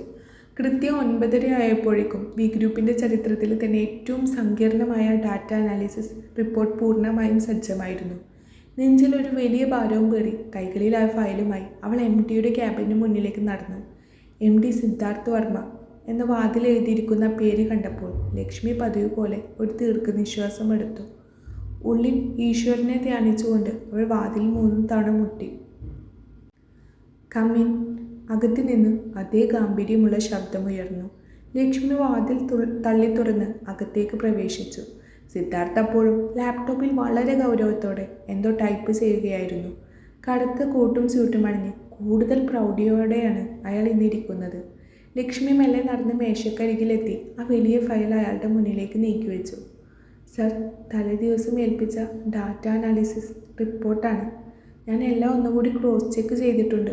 വളരെ വിനയത്തോടെ എന്നാൽ ആത്മവിശ്വാസമുള്ള ശബ്ദത്തിൽ അവൾ പറഞ്ഞു. സിദ്ധാർത്ഥ് ലാപ്ടോപ്പിൽ നിന്ന് കണ്ണെടുത്ത് ഫയലിലേക്ക് നോക്കി. പിന്നീട് ഒന്നും മിണ്ടാതെ ആ ഫയൽ കയ്യിലെടുത്ത് പേജുകൾ ഓരോന്നായി മറിക്കാൻ തുടങ്ങി. ക്യാബിനിൽ കടുത്ത നിശബ്ദത പടർന്നു. ലക്ഷ്മി ശ്വാസം അടക്കിപ്പിടിച്ച് അയാളുടെ മുഖത്തേക്ക് തന്നെ നോക്കി നിന്നു. ഒരു ചെറിയ തെറ്റുപോലും ആ കണ്ണുകളിൽ നിന്ന് ഒളിച്ചു വെക്കാൻ കഴിയില്ലെന്ന് അവൾക്ക് നന്നായി അറിയാമായിരുന്നു. റിപ്പോർട്ടിൻ്റെ അവസാന പേജ് നോക്കി കഴിഞ്ഞതും സിദ്ധാർത്ഥ് ഫയൽ മേശപ്പുറത്തേക്ക് പതിയെ അടച്ചു വെച്ചു. സാധാരണയായി ജീവനക്കാർ ചെയ്യുന്ന ചെറിയ തെറ്റുകൾ പോലും കടുത്ത ഭാഷയിൽ സംസാരിക്കുന്ന സിദ്ധാർത്ഥ് വർമ്മ ഈ റിപ്പോർട്ട് കണ്ടിട്ട് ഒന്നും പറയുന്നില്ല. അവൻ ലക്ഷ്മി ഒന്ന് സൂക്ഷിച്ചു നോക്കി. അവളുടെ കണ്ണുകളിലെ ആദ്യം അയാൾക്ക് വ്യക്തമായി കാണാമായിരുന്നു. ലക്ഷ്മി, താൻ വിചാരിച്ചതിലും വേഗത്തിൽ ഇത് തീർത്തിട്ടുണ്ട്. സിദ്ധാർത്ഥ് കസേരയിലേക്ക് അല്പം ചാരിയിരുന്നു കൊണ്ട് പറഞ്ഞു. അവൻ്റെ ശബ്ദത്തിൽ കടുപ്പമല്ലായിരുന്നു. ഒരു പുതിയ ആൾക്ക് ചെയ്യാൻ പറ്റുന്നതിലും ഭംഗിയായി ഗ്രാഫുകളും കണക്കുകളും സബ്മിറ്റ് ചെയ്തിട്ടുണ്ട്. ഗുഡ്. വാക്കുകൾ കൊണ്ട് വലിയ രീതിയിൽ അഭിനന്ദിക്കുകയോ പുകഴ്ത്തുകയോ ചെയ്യുക സിദ്ധാർത്ഥ് വർമ്മയുടെ സ്വഭാവമല്ല. എന്നാൽ ആ കണിശക്കാരനായ ബോസിൻ്റെ മുഖഭാവത്തിൽ നിന്നും അവൻ്റെ ചുണ്ടുകളുടെ കോണിൽ മിന്നിമറഞ്ഞ ആ നേരിയ സംതൃപ്തിയിൽ നിന്നും ലക്ഷ്മിക്കൊരു കാര്യം മനസ്സിലായി. സിദ്ധാർത്ഥ് വർമ്മ ഈ വർക്കിൽ പൂർണ്ണ സംതൃപ്തനാണെന്ന്. അവൾ വലിയൊരു പരീക്ഷണം വിജയിച്ചിരിക്കുന്നു. Thank you sir, thank you so much. അവളുടെ മുഖത്ത് ഒരു വലിയ പുഞ്ചിരി വിരിഞ്ഞു. ഓക്കെ, ബോർഡ് മീറ്റിങ്ങിൽ ഈ ഡാറ്റ വളരെ പ്രധാനപ്പെട്ടതാണ്. U may go now. Siddharth വീണ്ടും ഫയലിലേക്ക് ശ്രദ്ധ തിരിച്ചു. ലക്ഷ്മി ആശ്വാസത്തോടെ ഒരു വലിയ ഭാരം ഒഴിഞ്ഞ മട്ടിൽ ക്യാബിൻ്റെ വാതിൽ തുറന്ന് പുറത്തേക്ക് നടന്നു. ഉള്ളിൽ സന്തോഷത്തിൻ്റെ പടക്കം പൊട്ടുകയായിരുന്നു അവൾക്ക്. ക്യാബിനിൽ നിന്ന് പുറത്തിറങ്ങി ഇടനാഴിയിലൂടെ നടക്കുമ്പോഴാണ് അനാമിക അങ്ങോട്ട് ഓടി വരുന്നത് ലക്ഷ്മി കണ്ടത്. രാവിലെ മുതൽ ലക്ഷ്മിയെ കാണാൻ വേണ്ടി കാത്തിരിക്കുകയായിരുന്നു അനാമിക. ഡി ലക്ഷ്മി! അനാമിക അവളുടെ കയ്യിൽ പിടിച്ചു വലിച്ച് ഒരു സൈഡിലേക്ക് മാറ്റി നിർത്തി. നീ ആ ഫയൽ സബ്മിറ്റ് ചെയ്തോ? ലക്ഷ്മി ഒരു നിമിഷം ചുറ്റുമൊന്ന് നോക്കി. ഓഫീസ് ഇടനാഴിയിൽ ആളുകൾ കുറവാണ്. സിദ്ധാർത്ഥിൻ്റെ മുന്നിൽ പിടിച്ചു നിന്നതിൻ്റെ ആവേശവും പണ്ടത്തെ കോളേജ് കാലത്തെ കുസൃതിയും ലക്ഷ്മിയുടെ ഉള്ളിൽ പെട്ടെന്ന് ഉണർന്നു. അവൾ മുഖത്ത് വല്ലാത്തൊരു ഭാവം വരുത്തിക്കൊണ്ട് അനാമികയുടെ കൈകളിൽ പിടിച്ചു. പിന്നെ ചീത്ത വിളിക്കാൻ മാത്രം സിദ്ധാർത്ഥ് വർമ്മക്ക് അത്ര ധൈര്യമൊന്നുമില്ല മോളെ. എന്താടി നീ പറയുന്നത്? അനാമിക വിശ്വസിക്കാനാവാതെ കണ്ണും തള്ളി നോക്കി. എടി അനു, ഞാൻ അകത്തേക്ക് കയറിയതും പുള്ളി ആ കസേരയിൽ നിന്നങ്ങ് എഴുന്നേറ്റു. എന്നിട്ട് എൻ്റെ കയ്യിലിരുന്ന ഫയൽ വാങ്ങി നോക്കിയിട്ട് പുള്ളിയുടെ കണ്ണ് തള്ളിപ്പോയി മോളെ. എന്നിട്ട് പുള്ളി എന്നെ നോക്കി പറഞ്ഞു, മഹാലക്ഷ്മി, ബി ഗ്രൂപ്പിൻ്റെ ചരിത്രത്തിൽ ഞാൻ ഇതുവരെ ഇങ്ങനെ ഒരു റിപ്പോർട്ട് കണ്ടിട്ടില്ല എന്ന്. നീ വെറും ഒരു പെണ്ണല്ല, നീ ഒരു സിംഹമാണെന്നും കൂടി പറഞ്ഞു. ആണോ? സിദ്ധാർത്ഥ് വർമ്മ അങ്ങനെ പറഞ്ഞോ? അനാമികയുടെ വായ അത്ഭുതം കൊണ്ട് തുറന്നുപോയി. അതുമാത്രമല്ലടി, പുള്ളിയുടെ കണ്ണൊക്കെ അങ്ങ് നിറഞ്ഞു വന്നു. വികാരങ്ങൾ അടക്കാൻ കഴിയാതെ സിദ്ധാർത്ഥ് വർമ്മ പെട്ടെന്ന് ഓടി വന്ന് എന്നെ കെട്ടിപ്പിടിച്ചങ്ങ് അപ്രിഷ്യേറ്റ് ചെയ്തു. ലക്ഷ്മി, നീ എൻ്റെ കമ്പനിയുടെ ഐശ്വര്യമാണെന്ന് പറഞ്ഞ് പുള്ളി കരഞ്ഞു മോളെ. ലക്ഷ്മി ഭാവന കാട് കയറ്റി വിട്ടുകൊണ്ട് തള്ളി മറിക്കുകയാണ്. അനാമിക ഒരു നിമിഷം ലക്ഷ്മിയുടെ മുഖത്തേക്കും പിന്നെ അവളുടെ ഭാവത്തിലേക്ക് നോക്കി. പെട്ടെന്ന് അനാമികയുടെ മുഖത്തെ ആശ്ചര്യം മാറി. അവിടെ വലിയൊരു ഭയവും പരിഭ്രമവും നിറയാൻ തുടങ്ങി. അവൾ ഉമിനീരിറക്കിക്കൊണ്ട് ലക്ഷ്മിയുടെ പുറകിലേക്ക് നോക്കി. എന്താടി നീ അങ്ങനെ നോക്കുന്നത്? ഞാൻ ഈ പറഞ്ഞതൊന്നും നീ വിശ്വസിക്കില്ലേ? വേണമെങ്കിൽ നീ പോയി സിദ്ധുവിനോട് ചോദിക്ക്. പുള്ളി ഇപ്പോൾ എൻ്റെ ഫാനാണ്, ഫാൻ. ലക്ഷ്മി വീണ്ടും തള്ളൽ തുടർന്നു. ലക്ഷ്മി, നീ ഒന്ന് നിർത്തുന്നുണ്ടോ? അനാമികയുടെ ശബ്ദം വിറക്കുന്നുണ്ടായിരുന്നു. അവൾ ലക്ഷ്മിയുടെ ചുരിദാറിൻ്റെ തുമ്പിൽ പിടിച്ച് വിളിക്കാൻ തുടങ്ങി. ഡി പൊടി, ഞാൻ ഇതൊന്നും വിശ്വസിക്കില്ല. നീ ഒന്ന് തിരിഞ്ഞു നോക്ക്. നീ വിശ്വസിച്ചില്ലെങ്കിൽ എനിക്കെന്താടി? സിദ്ധാർത്ഥ് വർമ്മ എന്നെ കെട്ടിപ്പിടിച്ച് കരഞ്ഞത് സത്യമാണ്. ഇനിയിപ്പോൾ പുള്ളി എനിക്ക് പ്രൊമോഷൻ തരുമോ എന്ന് മാത്രമേ അറിയാനുള്ളൂ. ലക്ഷ്മി അനാമികയുടെ പരിഭ്രമം കാണാതെ വീണ്ടും വാചാലയായി. ലക്ഷ്മി, പുറകിലോട്ടൊന്ന് നോക്കടി, ദൈവത്തെ ഓർത്ത്. അനാമിക ശബ്ദം പരമാവധി താഴ്ത്തി കണ്ണുകൾ കൊണ്ട് ലക്ഷ്മിയുടെ പുറകിലെ വലിയ രൂപം കാണിച്ചു കൊടുത്തു. എന്താടി നീ കാണിക്കുന്നത് എന്ന് ചോദിച്ചുകൊണ്ട് ലക്ഷ്മി പതിയെ തിരിഞ്ഞു നോക്കി. പെട്ടെന്ന് അവളുടെ വടം വലിച്ചു പിടിച്ചതുപോലെ നിശ്ചലമായിപ്പോയി. അവളുടെ നെഞ്ചു പിടിച്ച് ഒരു നിമിഷം നിലച്ചുപോയി. അവിടെ തൊട്ടു പുറകിലിര് കൈകളും നെഞ്ചിൽ പിണച്ചു കെട്ടി കടുപ്പമുള്ള ആ തീക്ഷ്ണമായ കണ്ണുകളോടെ സാക്ഷാൽ സിദ്ധാർത്ഥ് വർമ്മ നിൽക്കുന്നുണ്ടായിരുന്നു. സിദ്ധാർത്ഥ് വർമ്മ അവിടെ വന്ന് നിന്നിട്ട് കുറച്ച് സമയമായിരുന്നു. ലക്ഷ്മിയുടെ സിദ്ധു എന്ന വിളി മുതൽ കെട്ടിപ്പിടിച്ച് കരഞ്ഞു എന്നുള്ള ആഗോള തള്ളലുകൾ വരെ അയാൾ കൃത്യമായി കേട്ടിട്ടുണ്ട്. അയാളുടെ മുഖത്ത് ഗൗരവമാണ്. ആ കൂർത്ത നോട്ടം നേരെ ലക്ഷ്മിയുടെ മുഖത്തേക്കായിരുന്നു. ലക്ഷ്മിക്ക് ഭൂമി പിളർന്ന് താഴേക്ക് പോയാൽ മതിയെന്ന് തോന്നി. അവൾ അനാമികയെ നോക്കിയപ്പോൾ, അനാമിക എനിക്ക് ഈ പെണ്ണിനെ അറിയില്ലേ എന്നൊരു മട്ടിൽ പതുക്കെ സൈഡിലേക്ക് മാറി നിൽക്കുന്നു. ലക്ഷ്മിയുടെ തൊണ്ട വരണ്ടുണങ്ങി. അവൾക്ക് ഉമിനീരിറക്കാൻ പോലും കഴിയുന്നില്ലായിരുന്നു. തൻ്റെ ജോലി ഇപ്പം തെറിക്കും എന്നവൾ ഉറപ്പിച്ചു. സാർ, അത് ഞാൻ അനുവിനോട് ചുമ്മാ. ലക്ഷ്മി പതറി വിറച്ചുകൊണ്ട് വാക്കുകൾ തിരഞ്ഞു. വി ഗ്രൂപ്പിൽ ജോലി സമയത്ത് ഭാവനാലോകത്ത് ജീവിക്കുന്നവർക്ക് സ്ഥാനമില്ല. ബോർഡ് മീറ്റിങ്ങിന് പോകാൻ ഇറങ്ങിയതാണ് ഞാൻ. വന്നു കഴിഞ്ഞ് ബാക്കി കാര്യങ്ങൾ തീരുമാനിക്കാം. സിദ്ധാർത്ഥ് അവിടെ ഒന്നുകൂടി കൂർപ്പിച്ച് നോക്കിക്കൊണ്ട് പറഞ്ഞു. അയാൾ പറഞ്ഞത് കേട്ടതും ഇനി ഇവിടെ നിന്നാൽ ജീവൻ ബാക്കി ഉണ്ടാവില്ലെന്ന് മനസ്സിലാക്കിയ ലക്ഷ്മി സോറി സാർ എന്നൊരൊറ്റ പറച്ചിലോടെ തൻ്റെ ഫയലുകളും വാരിപ്പിടിച്ച് ക്യൂബിക്കിളിലേക്ക് ജീവനും കൊണ്ട് ഒരൊറ്റ ഓട്ടം വെച്ചു കൊടുത്തു. അവളുടെ പിന്നാലെ അനാമികയും ഓടി രക്ഷപ്പെട്ടു. തന്നെ നോക്കി ജീവനും കൊണ്ട് ഓടുന്ന ലക്ഷ്മിയുടെ പരിഭ്രമം നോക്കി സിദ്ധാർത്ഥ് വർമ്മ കുറച്ചു സമയം അവിടെ തന്നെ നിന്നു. ചുറ്റും ആരുമില്ലെന്ന് ഉറപ്പുവരുത്തിയ ശേഷം ബി ഗ്രൂപ്പിൻ്റെ കർക്കശക്കാരനായ MDയുടെ കണിശത നിറഞ്ഞ ചുണ്ടുകളിൽ വളരെ മനോഹരമായ ഒരു പുഞ്ചിരി വിരിഞ്ഞു. അത് പിന്നീട് ഒരു ചെറിയ ചിരിയായി മാറി. ആ കോർപ്പറേറ്റ് സാമ്രാജ്യത്തിൻ്റെ യാന്ത്രികതയിലേക്ക് വന്ന ഈ നാട്ടിൻപുറത്തുകാരി തൻ്റെ ജീവിതത്തിൻ്റെ കടുപ്പം കുറക്കാൻ പോന്നവളാണെന്ന് ആ ചിരി വിളിച്ചു പറയുന്നുണ്ടായിരുന്നു. ആ ചിരിയോടെ സിദ്ധാർത്ഥ് കോൺഫറൻസ് റൂമിലേക്ക് നടന്നു. ഓഫീസ് ക്യാബിനിൽ ഇരുന്ന ലക്ഷ്മി അപ്പോഴും കിതപ്പടക്കാൻ പാടുപെടുന്നുണ്ടായിരുന്നു. നെഞ്ചെപ്പോൾ കിടന്ന് ഇടിക്കുകയാണ്. അനാമിക തൊട്ടപ്പുറത്തിരുന്ന് അവളെ കണ്ണുരുട്ടി പേടിപ്പിക്കുന്നുണ്ട്. നിനക്ക് വലിയ കാര്യമുണ്ടായിരുന്ന ലക്ഷ്മി, എൻ്റെ ജോലി കൂടി നീ കളയിപ്പിക്കും. അനാമിക ശബ്ദം താഴ്ത്തി ദേഷ്യപ്പെട്ടു. ഇവിടെ ഞാൻ വിചാരിച്ചോ പുള്ളി എൻ്റെ തൊട്ടുപിറകെ വന്ന് നിൽക്കുന്നെന്ന്. എൻ്റെ ഈശ്വര, മീറ്റിംഗ് കഴിഞ്ഞ് വന്നാൽ പുള്ളി എന്നെ പിരിച്ചുവിടുമായിരിക്കും അല്ലേടി? ലക്ഷ്മി തലയിൽ കൈവച്ചു പോയി. സമയമല്ലേ ഉച്ചയോടടുത്തു. തലേ ദിവസത്തെ ഉറക്കമില്ലായ്മയും പരിഭ്രമവും കാരണം ലക്ഷ്മിക്ക് നല്ല തലവേദന തോന്നാൻ തുടങ്ങിയിരുന്നു. അപ്പോഴാണ് അവൾ ഒരു കാര്യം ഓർത്തത്. രാവിലെ പരിഭ്രമിച്ച് പാതി ജീവനും കൊണ്ട് ഓടിയിറങ്ങിയപ്പോൾ അമ്മ തയ്യാറാക്കി തന്ന ചോറ്റുപാത്രം എടുക്കാൻ അവൾ മറന്നുപോയിരിക്കുന്നു. വിശപ്പ് വയറ്റിൽ കിടന്ന് കാണുന്നുണ്ടെങ്കിലും പുറത്തിറങ്ങാൻ പോലും അവൾക്ക് ഭയമായിരുന്നു. അതേസമയം ഈ ഗ്രൂപ്പിൻ്റെ വലിയ ഗേറ്റിന് മുന്നിൽ ഒരു ഓട്ടോ വന്ന് നിന്നു. അതിൽ നിന്നും അല്പം പരിഭ്രമത്തോടെ സാവിത്രിയമ്മ ഇറങ്ങി. കയ്യിലൊരു തുണിസഞ്ചിയിൽ പൊതിഞ്ഞ ചോറ്റുപാത്രമുണ്ട്.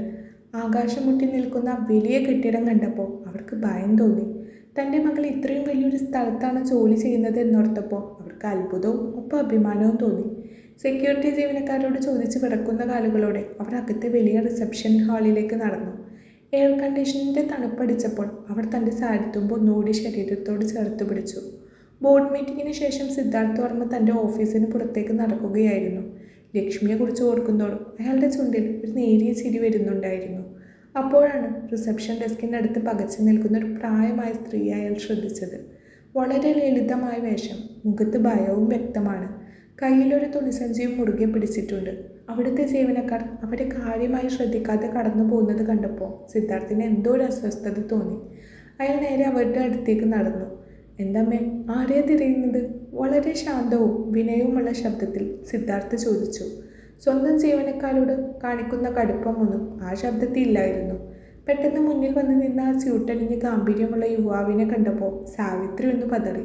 എന്നാൽ അയാളുടെ കണ്ണുകളിലെ സൗമ്യത അവൾക്ക് ധൈര്യം നൽകി. അത് മോനെ, എൻ്റെ മോൾ ലക്ഷ്മി, മഹാലക്ഷ്മി ഇന്ന് രാവിലെ തിരക്കിട്ടിറക്കിയപ്പോൾ ചോറ്റുപാത്രം എടുക്കാൻ മറന്നു.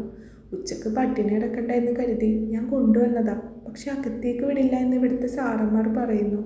സാവിത്രി കയ്യിലെ സഞ്ചി കാണിച്ച് വിഷമത്തോടെ പറഞ്ഞു. ആര്, മഹാലക്ഷ്മിയോ?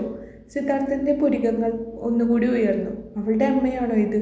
ആ മോനെ, മഹാലക്ഷ്മി. മോനെ അവളെ അറിയുമോ? ഈ ഓഫീസിൽ തന്നെയാണ് വർക്ക് ചെയ്യുന്നത്.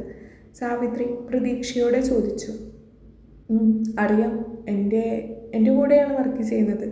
സിദ്ധാർത്ഥ് ഒരു കള്ളച്ചിരി ഒതുക്കിക്കൊണ്ട് പറഞ്ഞു. അമ്മ വന്നിരിക്ക്. അയാൾ അവിടെ ഉണ്ടായിരുന്ന സോഫയിലേക്ക് കൈച്ചൂണ്ടി. ഏയ് ഇല്ല മോനെ, ഞാൻ ഇരിക്കുന്നില്ല. നീ ഇത് കൊടുത്തിട്ട് വേഗം ഇറങ്ങാം. സാവിത്രി സ്നേഹത്തോടെ നിരസിച്ചു. സാരമില്ല അമ്മേ, ഒന്നിരിക്ക്. സിദ്ധാർത്ഥ് നിർബന്ധിച്ച് അവരെ സോഫയിലിരുത്തി. എന്നിട്ട് അവനും അവർക്കരികിലിരുന്നു.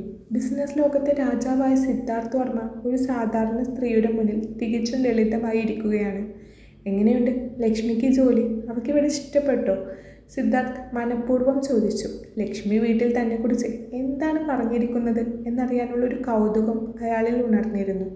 ആ ചോദ്യം കേട്ടതും സാവിത്രിയുടെ മുഖമൊന്ന് മാറി. അവർ ചുറ്റും ഒന്ന് നോക്കി. ആരും കേൾക്കുന്നില്ല എന്ന് ഉറപ്പുവരുത്തിയ ശേഷം സിദ്ധാർത്ഥിൻ്റെ അടുത്തേക്ക് അല്പം നീങ്ങിയിരുന്നു. അത് നീ ചോദിച്ചപ്പോഴാ മോനെ, എനിക്ക് വലിയൊരു സങ്കടമുണ്ട്. മോൾക്ക് ഈ ജോലി വലിയ അത്യാവശ്യമാണ്. വലിയ കടബാധ്യതകളുണ്ട് ഞങ്ങൾക്ക്. പക്ഷെ ഇന്നലെ രാത്രി അവൾ കരഞ്ഞുകൊണ്ടാണ് വീട്ടിൽ വന്നത്. സാവിത്രി ശബ്ദം താഴ്ത്തി പറഞ്ഞു. കരഞ്ഞുകൊണ്ടോ? എന്തുപറ്റി? സിദ്ധാർത്ഥ് ജിജ്ഞാസയോടെ ചോദിച്ചു. അവൾ പറയുമായിരുന്നു, ഇവിടെ ഒരു ബോസുണ്ട് പോലും, ഒരു സിദ്ധാർത്ഥ് വർമ്മ. കേട്ടാൽ തോന്നും വലിയ മനുഷ്യനാണെന്ന്. പക്ഷെ കരിങ്കല്ല് പോലത്തെ നെഞ്ചാണത്ര പുള്ളിക്ക്. മനുഷ്യപ്പറ്റില്ലാത്തൊരു രാക്ഷസൻ. സാവിത്രി ഒരൊറ്റ ശ്വാസത്തിൽ പറഞ്ഞു തീർത്തു. സിദ്ധാർത്ഥ് വർമ്മ ഒരു നിമിഷം സ്തംഭിച്ചു പോയി. അയാൾ വിചാരിച്ചു അവൾ തന്നെക്കുറിച്ച് നല്ലതെന്തെങ്കിലുമൊക്കെ വീട്ടിൽ പറഞ്ഞിട്ടുണ്ടാവുമെന്ന്. ഇതിപ്പോൾ കരിങ്കല്ല് നെഞ്ചുള്ള രാക്ഷസൻ എന്നായിരിക്കുന്നു. അങ്ങനെയാണോ അവൾ പറഞ്ഞത്? സിദ്ധാർത്ഥ് തൻ്റെ ചിരി പുറത്ത് കാണിക്കാതെ കവിളിൽ കൈവച്ചുകൊണ്ട് ചോദിച്ചു. അതേ മോനെ, ഒരു ദിവസത്തേക്ക് ഒരാഴ്ചത്തെ ജോലി തന്നു പോലും. രാത്രി 11 മണി വരെ ആ കുട്ടി ഇവിടെ ഇരുന്ന് കരഞ്ഞു തീർക്കുകയായിരുന്നു. ക്രൂരൻ, ദുഷ്ടൻ എന്നൊക്കെയാ അവൾ പുള്ളിയെ വിളിച്ചത്. പണക്കാരായ പോരല്ലോ മോനെ, അല്പം മനുഷ്യത്വം കൂടി വേണമല്ലോ അല്ലേ? സാവിത്രി സിദ്ധാർത്ഥിൻ്റെ മുഖത്തേക്ക് നോക്കിക്കൊണ്ട് ചോദിച്ചു. തൻ്റെ ജീവിതത്തിൽ ആരും തന്നെ മുഖത്ത് നോക്കി ഇത്രയും വലിയ വിശേഷണങ്ങൾ ചാർത്തി തന്നിട്ടില്ല.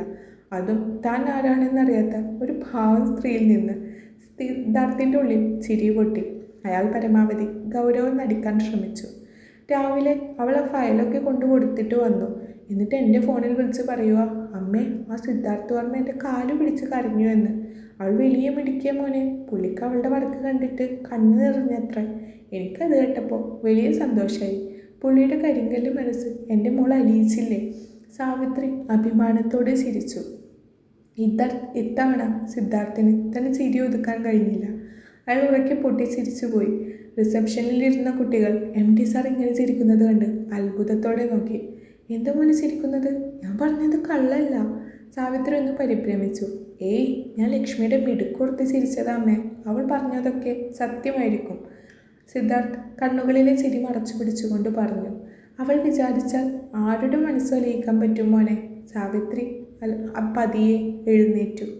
മോനെ, സമയം ഒരുപാടായി, ഞാൻ ഇറങ്ങുക. ഈ ചോരുപാത്രം മോളുടെ കയ്യിലൊന്ന് എത്തിക്കാവോ? എനിക്കകത്തേക്ക് കയറാൻ പേടിയാവുന്നു. സിദ്ധാർത്ഥ് എഴുന്നേറ്റ് ആ തുണിസഞ്ചി തൻ്റെ കൈകളിലേക്ക് വാങ്ങി. അമ്മ ധൈര്യമായി പോയിക്കോളൂ. ഇത് ഞാൻ ലക്ഷ്മിയുടെ കയ്യിൽ കൃത്യമായി എത്തിക്കാം. അവൾ ഇന്ന് പട്ടിണി എന്തായാലും കിടക്കില്ല. വളരെ നന്ദി മോനെ, നല്ലൊരു കുട്ടിയാ നീ.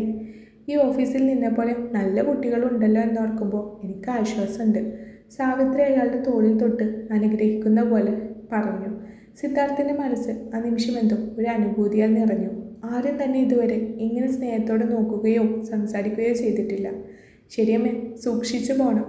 സിദ്ധാർത്ഥ് അവരെ യാത്രയാക്കി. സാവിത്രിയമ്മ നടന്ന് പുറത്തേക്ക് പോകുന്നത് നോക്കി സിദ്ധാർത്ഥ് കുറച്ച് സമയം നിന്നു. കയ്യിലെ ചോറ്റുപാത്രത്തിലേക്ക് നോക്കിയപ്പോൾ അയാളുടെ മുഖത്ത് ഒരു ഭാവം വിരിഞ്ഞു. രാക്ഷസൻ, ദുഷ്ടൻ, അയാൾ സ്വയം മന്ത്രിച്ചു. മഹാലക്ഷ്മി, നിനക്കിതിനുള്ള പണി ഞാൻ തരുന്നുണ്ട്. ലക്ഷ്മി തൻ്റെ സീറ്റിലിരുന്ന് കമ്പ്യൂട്ടറിലേക്ക് നോക്കുകയാണെങ്കിലും മനസ്സ് മുഴുവൻ അസ്വസ്ഥമായിരുന്നു. വിശപ്പ് കൊണ്ട് വയറ് കത്തുന്നുണ്ട്. പെട്ടെന്നാണ് ഫ്ലോറിൽ ഒരു നിശബ്ദത പടർന്നത്. ജീവനക്കാർ ഓരോരുത്തരായി എഴുന്നേറ്റ് നിൽക്കാൻ തുടങ്ങി. ലക്ഷ്മി പതിയെ തലയുയർത്തി നോക്കി. ഇടവഴിയിലൂടെ ഇതാ MD സിദ്ധാർത്ഥ് വർമ്മ നടന്നു വരുന്നു. അയാളുടെ കയ്യിലൊരു തുണിസഞ്ചി. സിദ്ധാർത്ഥ് നേരെ ലക്ഷ്മിയുടെ ക്യൂബിക്കളിന് മുന്നിൽ വന്ന് നിന്നു. എന്നിട്ട് ആ സഞ്ചി അവളുടെ മേശപ്പുറത്തേക്ക് വെച്ചു. ലക്ഷ്മി പേടിയോടെ അയാളുടെ മുഖത്തേക്ക് നോക്കി. സിദ്ധാർത്ഥിൻ്റെ കണ്ണുകളിൽ വല്ലാത്തൊരു തിളക്കവും ചുണ്ടിൽ ഒരു കള്ളച്ചിരിയും ഉണ്ടായിരുന്നു. നിന്റെ അമ്മ വന്നിരുന്നു ലക്ഷ്മി, സിദ്ധാർത്ഥ് ശാന്തമായി പറഞ്ഞു. സർ, അത് അമ്മ. ലക്ഷ്മിയുടെ ശബ്ദം തൊണ്ടയിൽ കുടുങ്ങി.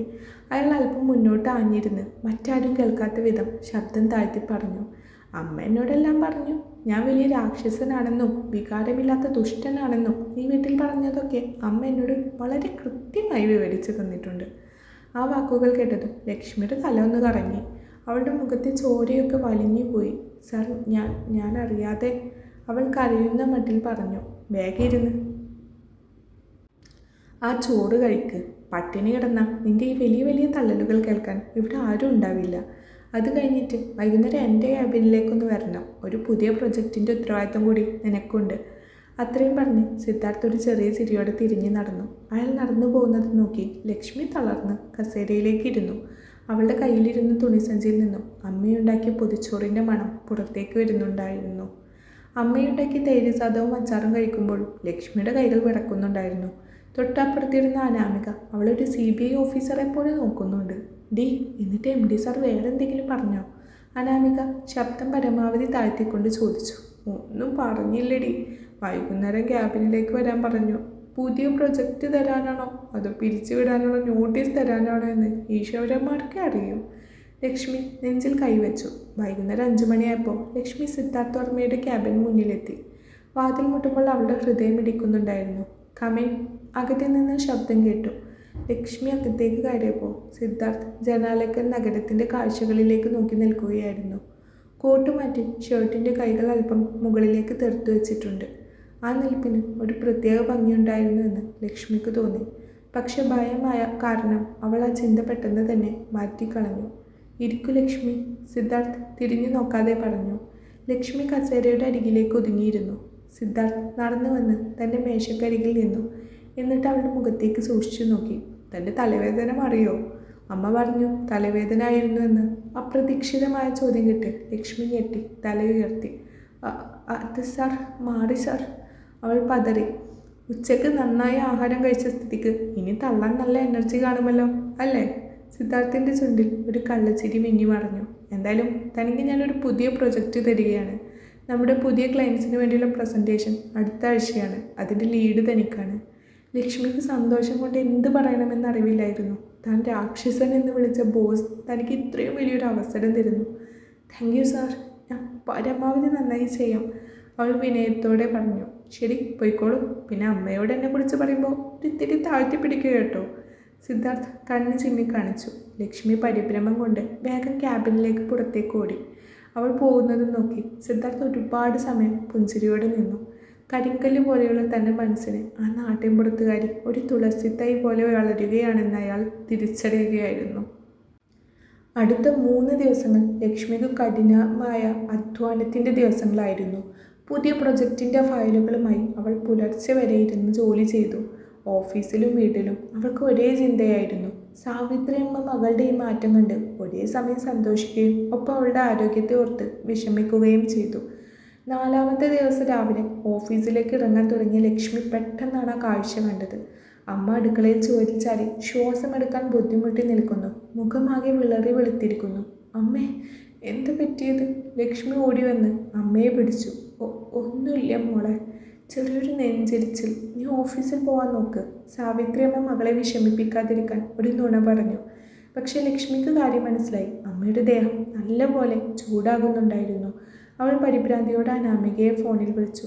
അനു, അമ്മക്ക് നല്ല സുഖമില്ല. എനിക്കിന്ന് ഓഫീസിൽ വരാൻ പറ്റില്ലടി. മാനേജറോടൊന്ന് പറയണേ. ലക്ഷ്മി കരഞ്ഞുപോയി. എന്താടി പറ്റിയത്? നീ പേടിക്കാതിരിക്കുക. ഞാൻ ഇപ്പോൾ തന്നെ ലീവ് ഇടാം. നീ അമ്മയും കൊണ്ട് വേഗം ടൗണിലെ ഹോസ്പിറ്റലിലേക്കോ പൊക്കോ. അനാമിക അവൾക്ക് ധൈര്യം നൽകി. ലക്ഷ്മി അയൽപ്പക്കത്തെ ചേട്ടൻ്റെ ഓട്ടോ വിളിച്ച് അമ്മയും കൊണ്ട് ടൗൺ ഗവൺമെൻറ് ഹോസ്പിറ്റലിലേക്ക് പാഞ്ഞു. ആശുപത്രിയിലെ തിരക്കിലും ബഹളത്തിലും പെട്ട് അവൾ വല്ലാതെ പതറിപ്പോയി. അമ്മയെ ഒബ്സർവേഷൻ വാർഡിലേക്ക് മാറ്റിയപ്പോൾ ലക്ഷ്മിക്ക് എന്ത് ചെയ്യണമെന്നറിയാതെ വാർഡിന് പുറത്തെ ബെഞ്ചിലിരുന്ന് കരഞ്ഞു. അതേസമയം ഓഫീസിൽ പലതവണ സിദ്ധാർത്ഥിൻ്റെ കണ്ണുകൾ ലക്ഷ്മിയുടെ ക്യൂബിക്കളിലേക്ക് നീണ്ടു ചെന്നു. അവിടെ അവളെ കാണാതിരുന്നപ്പോൾ അയാളുടെ ഉള്ളിൽ ഒരു അസ്വസ്ഥത പടർന്നു.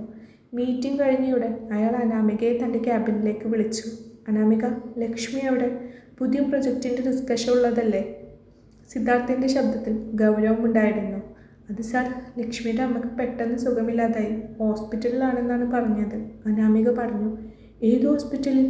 സിദ്ധാർത്ഥ് പെട്ടെന്ന് കസേരയിൽ നിന്ന് എഴുന്നേറ്റു. GH ആണ് sir. Oh, you may go now. Anamika പുറത്തിറങ്ങിയതും സിദ്ധാർത്ഥ് തൻ്റെ കോട്ടും എടുത്ത് കാറിൻ്റെ കീയും കയ്യിലെടുത്ത് ക്യാബിന് പുറത്തേക്ക് നടന്നു. മാനേജർ എന്തോ ഫയലുമായി വന്നെങ്കിലും അയാൾ കൈകൊണ്ട് തടഞ്ഞു. എനിക്ക് അർജൻറ്റായി പുറത്തു പോകണം, ബാക്കി നാളെ. വി ഗ്രൂപ്പിൻ്റെ ചരിത്രത്തിൽ MD സാർ ഒരു ജീവനക്കാരന് വേണ്ടി ഓഫീസ് സമയത്ത് പുറത്തിറങ്ങുന്നത് ആദ്യത്തെ സമയമായിരുന്നു. ഗവൺമെൻറ് ആശുപത്രിയിലെ നീളൻ ഇടവഴിയിലൂടെ സിദ്ധാർത്ഥ് വേഗത്തിൽ നടന്നു. അയാൾ വാർഡിന് മുന്നിലെ ബെഞ്ചിലെ തലയിൽ കൈവച്ചിരിക്കുന്ന ലക്ഷ്മിയെ കണ്ടു.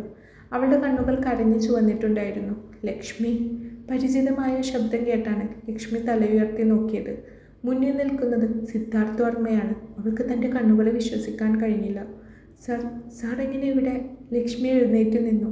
അതൊക്കെ പിന്നെ, അമ്മയ്ക്കിപ്പോൾ എങ്ങനെയുണ്ട്? ഡോക്ടർ എന്ത് പറഞ്ഞു? സിദ്ധാർത്ഥിൻ്റെ ശബ്ദത്തിൽ അവളോടുള്ള കരുതലുണ്ടായിരുന്നു. BP ഒരിത്തിരി കൂടിപ്പോയതാ സാർ, പിന്നെ നല്ല തളർച്ചയുണ്ട്.